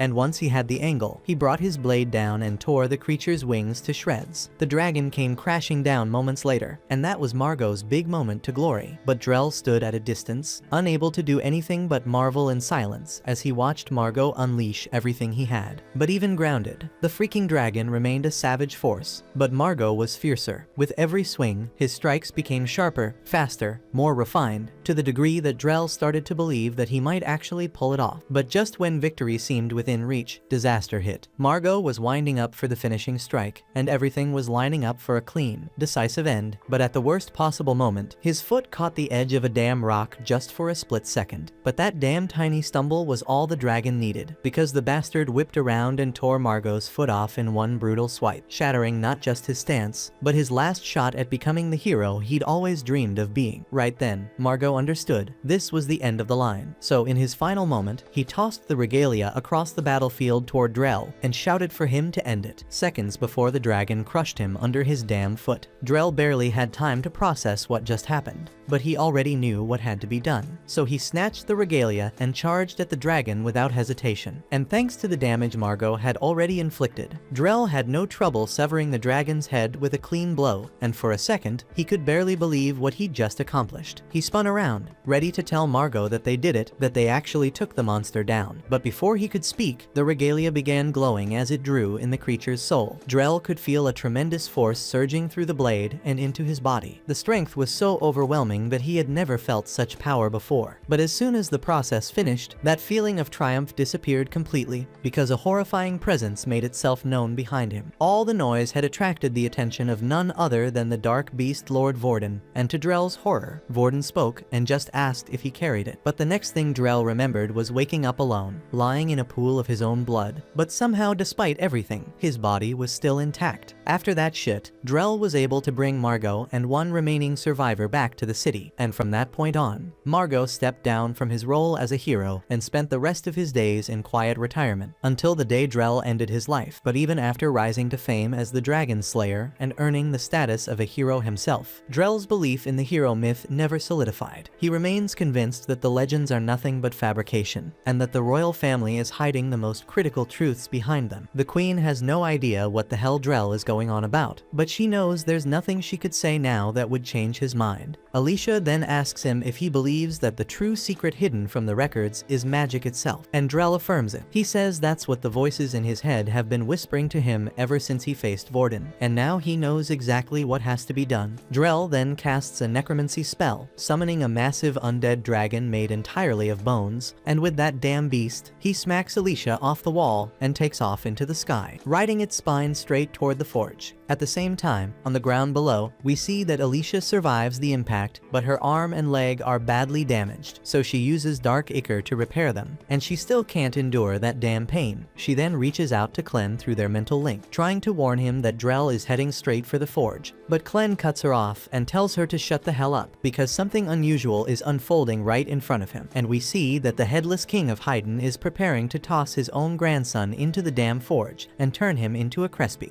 Alicia quickly presses Clem to clarify what the hell he said, but before he can answer, Queen Tala approaches. She greets Alicia warmly, expressing genuine surprise at her survival because she had believed Alicia had fallen during a previous mission involving Clevites. She then gently asks if any of the other heroes made it back, and Alicia, with a heavy heart, informs her that she was the only one who survived. Tala is grieved by the news, yet she's still relieved that Alicia stands before her. With Hydrat so weakened, their forces can only try to delay Drell's advance. But not a single soldier has the strength to stand against Drell or the terrifying sorcery he wields. Their last hope lies with Alicia and her regalia, so Tala appeals to her to fight Drell for the kingdom's sake. Alicia swears to give everything she has to stop him, but says there's something even more urgent she must reveal. She tells Tala that her son is alive, and that he's right here in Haydn. Tala frees freezes in disbelief, since until now there had been no sign or clue about her child's fate. But Alicia insists that Luna must be her son, pointing out the unmistakable signs of royal blood. Tala is overwhelmed with happiness to hear her son still lives, and she begs Alicia to take her to him. Alicia, however, cautions her that the danger is far too great, and she cannot predict what threats lie ahead. She swears she will bring Luna back so Tala can reunite with him, but that answer doesn't satisfy her. Tala may rule as queen, but above all, she is Luna's mom, and if her child's life is in jeopardy, she refuses to wait passively. So Alicia understands her feelings completely and agrees to take her along. Meanwhile, within the forge, the headless body of the king prepares to offer a sacrifice. Clen watches silently at first, curious about the outcome, but when he realizes Luna is about to be cast into the flames, he seizes the king's arm to stop him. He demands to know if this is how a freaking grandfather should treat his grandson, but the king confesses he knows how twisted this is. He admits he doesn't want to go through with it, but his body is no longer his own, and the will of the forge directs his every move, and throwing Luna inside is part of the ritual that will shape him into the next king. For countless generations, every heir to the throne has been hurled into the forge and reduced to ash, only for the flames to restore them moments later in a new body, reborn in a form incapable of resisting the will of the forge. Under normal circumstances, once the naming ceremony is complete, the chosen heir's name is engraved into the forge, and from that moment, the forge compels the child to leap inside. But due to Clevetess's sudden invasion, Luna's name was never carved into the forge, so it couldn't compel him directly. Instead, it took the next available option, temporarily reviving the dead body of the king in order to make him throw Luna into the flames. Clen then asks if this means the king himself had once been sacrificed to the forge and turned into its servant, and the king confirms it. In fact, the same fate was said to have awaited Luna's father, but he was so horrified at the thought of being bound to the forge's will that he chose a different end. Hurling himself from the castle walls, the king calls his son's act a foolish one, because taking his own life simply meant another heir was selected in his place. And so the cycle continued, as the king drops Luna into the forge, reducing him to ash in a flash. At the same time, above the battlefield, Drell soars on his dragon. The voices echoing in his mind must be incredibly persuasive, because he now believes the only path to saving the world is to annihilate it by awakening whatever resides inside the forge. Meanwhile, on the ground, Alicia urges Tala to climb onto her back so they can reach the forge faster. As they race forward, Tala admits that since she was never the true monarch, many secrets were deliberately hidden from her. When her husband was chosen to inherit the throne, he ended his own life instead. But before doing so, he confided one last thing to her, that all the true heroes had vanished, and that the heroes of this era could never hope to overcome the Dark Beast Lords. Back then, Tala didn't grasp the meaning of his words, but now she suspects he may have been right. Haiden's history spans over a millennium, yet there's not a single documented case of a Dark Beast Lord being defeated. There isn't even solid evidence that victory over them would allow them to reclaim the wider world. So Tala begins to question who created this legend to begin with. She had once tried asking her husband directly, but he seemed unable to speak of it, giving her nothing but a sorrowful smile. Tala is convinced that Haiden's kings have been concealing the truth from their people for centuries, and if that's true, then the previous king knowingly sent Alicia and the other heroes on a doomed mission, fully aware they lacked the strength to prevail. And as far as Tala is concerned, that's not just reckless, it's inexcusable. Still, Alicia admits she likely would have taken on that mission no matter how slim their survival chances were, because for her it was never just about fighting a Dark Beast Lord. It was about embracing an impossible trial with the spirit of a hero, and that's the way she intends to keep living, until she finally breaks the endless cycle that controls their world. Drell, however, chose the opposite path. He surrendered to despair, abandoned the way of the hero, and set his sights on destroying everything. Alicia certainly wants revenge for what he did to her father, but more importantly, she must stop him to prove that her choice to live as a hero was right. Tala reassures her that she is a true hero, but Alicia insists she feels weak. She knows she can't match Drell's strength and isn't anywhere close to the power of the Dark Beasts, but she refuses to give up. In fact, she once thought of walking away from the life of a hero, until she met someone who wouldn't allow her to quit. And now, that very person is grinning ear to ear, finding humor in the madness of the moment. The King of Haiden just cast Luna into the forge, or at least that's what he believed, but the body reduced to ash was nothing but a shadow double conjured by Clen, while the real Luna rests safely in Clen's arms. With a mocking laugh, Clan asks the king what he plans to do now, since he's clearly failed the task the forge imposed on him. But the king says nothing, and his body simply tips backward and collapses into the flames. Clan watches as the king is consumed by fire, surprised by the sudden twist, yet convinced this isn't the end. He shouts out for the forge's master to come forth and face him directly. A moment later, violent flames erupt from the furnace, ripping apart the mountainside in a massive explosion. Drell spots the blast, and the voice inside his head warns him to move quickly because time is running out. Alicia and Tala also see the forge erupt and Drell rushing toward it. Panic floods Tala as she worries desperately for Luna, but Alicia shouts for her to stay back, insisting the danger is far too great for the queen to get involved. She trusts that Clan wouldn't let Luna die in chaos like this, but if Drell reaches them first, it'll become a disaster. Just as Drell is about to enter the forge, Gart swoops overhead and drops Rhodey onto the battlefield, just as promised. Rhodey immediately locks eyes on Drell and shouts that he won't let him go any further. He then powers up his spear, summoning a colossal spike of ice at its tip. The frozen javelin pierces straight through Drell's dragon, and Gart, amused by the scene, chooses to remain nearby to watch events unfold from afar. When they crash into the ground, a massive cloud of dust rises up, and Rhodey wonders if his strike actually managed to bring Drell down. But as the haze clears, he realizes Drell had blocked the attack, and Rhodey is knocked back just as Drell moves in to end him. But suddenly Alicia intercepts the blow, forcing Drell backward with her counter. Frustrated by the constant interruptions, Drell decides to end things quickly and prepares to confront both of them at once. Alicia and Rhodey regroup on the ground, and since it's their first encounter, Rhodey asks if she's one of the heroes. Alicia confirms, and they quickly exchange names. But there's no time for small talk because Drell still stands before them. Rhodey asks if she'll fight beside him, and she says she was about to ask the same, since neither of them would stand a chance against Drell alone. Drell laughs at their determination, mocking the idea that teaming up could change the outcome. He tells them their strength is limited by their human bodies, while he suffers no such weakness. Then, in a flash, Drell appears behind them and unleashes a slash so devastating that both Alicia and Rhodey are sent flying. He follows up with another strike, blasting them into the air, and while they're reeling, he ascends and drives his blade into Alicia's chest. Rhodey tries to ambush him while he's focused on her, but Drell anticipates the move, catching him by the wrist before slamming both him and Alicia back down to the ground. Hovering above them, Drell takes a moment to sneer down, relishing the humiliation, before descending to deliver the final blow. They need a strategy fast, so Alicia tells Rhodey to launch his ice javelin again. Rhodey doesn't see the point but chooses to trust her, aiming his spear skyward and summoning another massive spike of ice. As expected, Drell dodges with ease and scoffs at the simplicity of the move, offended that Rhodey would even try such a predictable attack. But when he glances back, Alicia has vanished. She had leapt onto the ice spear, using it as a platform to maneuver behind him, cutting off his escape. At that moment, Rhodey summons the last of his strength to freeze Drell's legs in place, creating the perfect opening for Alicia to drop down from above and cleave him clean in two. But to her frustration, it barely slows him down because Drell's true essence now resides inside his blade. The blade then whirls through the air and darts straight toward Alicia, severing her arm and slamming her hard into the dirt. Rhodey rushes forward to catch her, and when he looks up, he sees Drell's body knitting itself back together from the swirling mass of dark ichor. Drell informs them that their persistence is admirable, but insists it's all meaningless, because people like them could never embody what it means to be true heroes. He points out that the very fact that humans need implanted magic stones just to wield sorcery proves their weakness, and to him, everyone on this continent, both humans and dark beasts, are nothing more than pawns in the endless game once played by the true humans who ruled the world ages ago. Drell claims the cycle will continue forever unless someone ends it, and that's why he intends to incinerate every trace of this ridiculous legend of heroes, so the world can be remade from scratch. Until that day comes, he declares he'll commit whatever atrocities are necessary. Through his link with Alicia, Clen hears Drell's words and finally grasps both his goal and, by extension, the will of his master Vorden. Clen himself has never encountered these so-called true humans, which makes him believe they must have vanished long before he ever rose to the rank of Dark Beast Lord. That realization leads him to conclude that the mysterious book in front of him must be one of the last surviving relics tied to their legend. The moment the book manifested, the forge itself vanished, making Clen realize it was nothing more than a tome that had been manipulating Heiden's monarchs into sacrificing themselves. Worse, it had the power to reanimate them as puppets to further its designs. Clen begins to question if every event that's unfolded, including the king's suicide, Alicia and the other heroes invading the southern beast forest, the wars waged by the human kingdom, Even his own obsession with eradicating mankind was orchestrated by this book's influence, all to lead him here. Clen bursts into laughter at the sheer absurdity of it, mocking himself for falling into such an obvious trap despite being a dark beast lord. Without the memories of the former lord, there are countless truths he never inherited. All he can assume now is that his existence was originally meant to oppose the elusive true humans Drell spoke of. If so, then everything he believed about this world was a lie, and the more he thinks about it, the more he wonders why he ever bothered with this child at all. He gently sets Luna down and walks away, no longer caring about destroying humanity or even dealing with them ever again.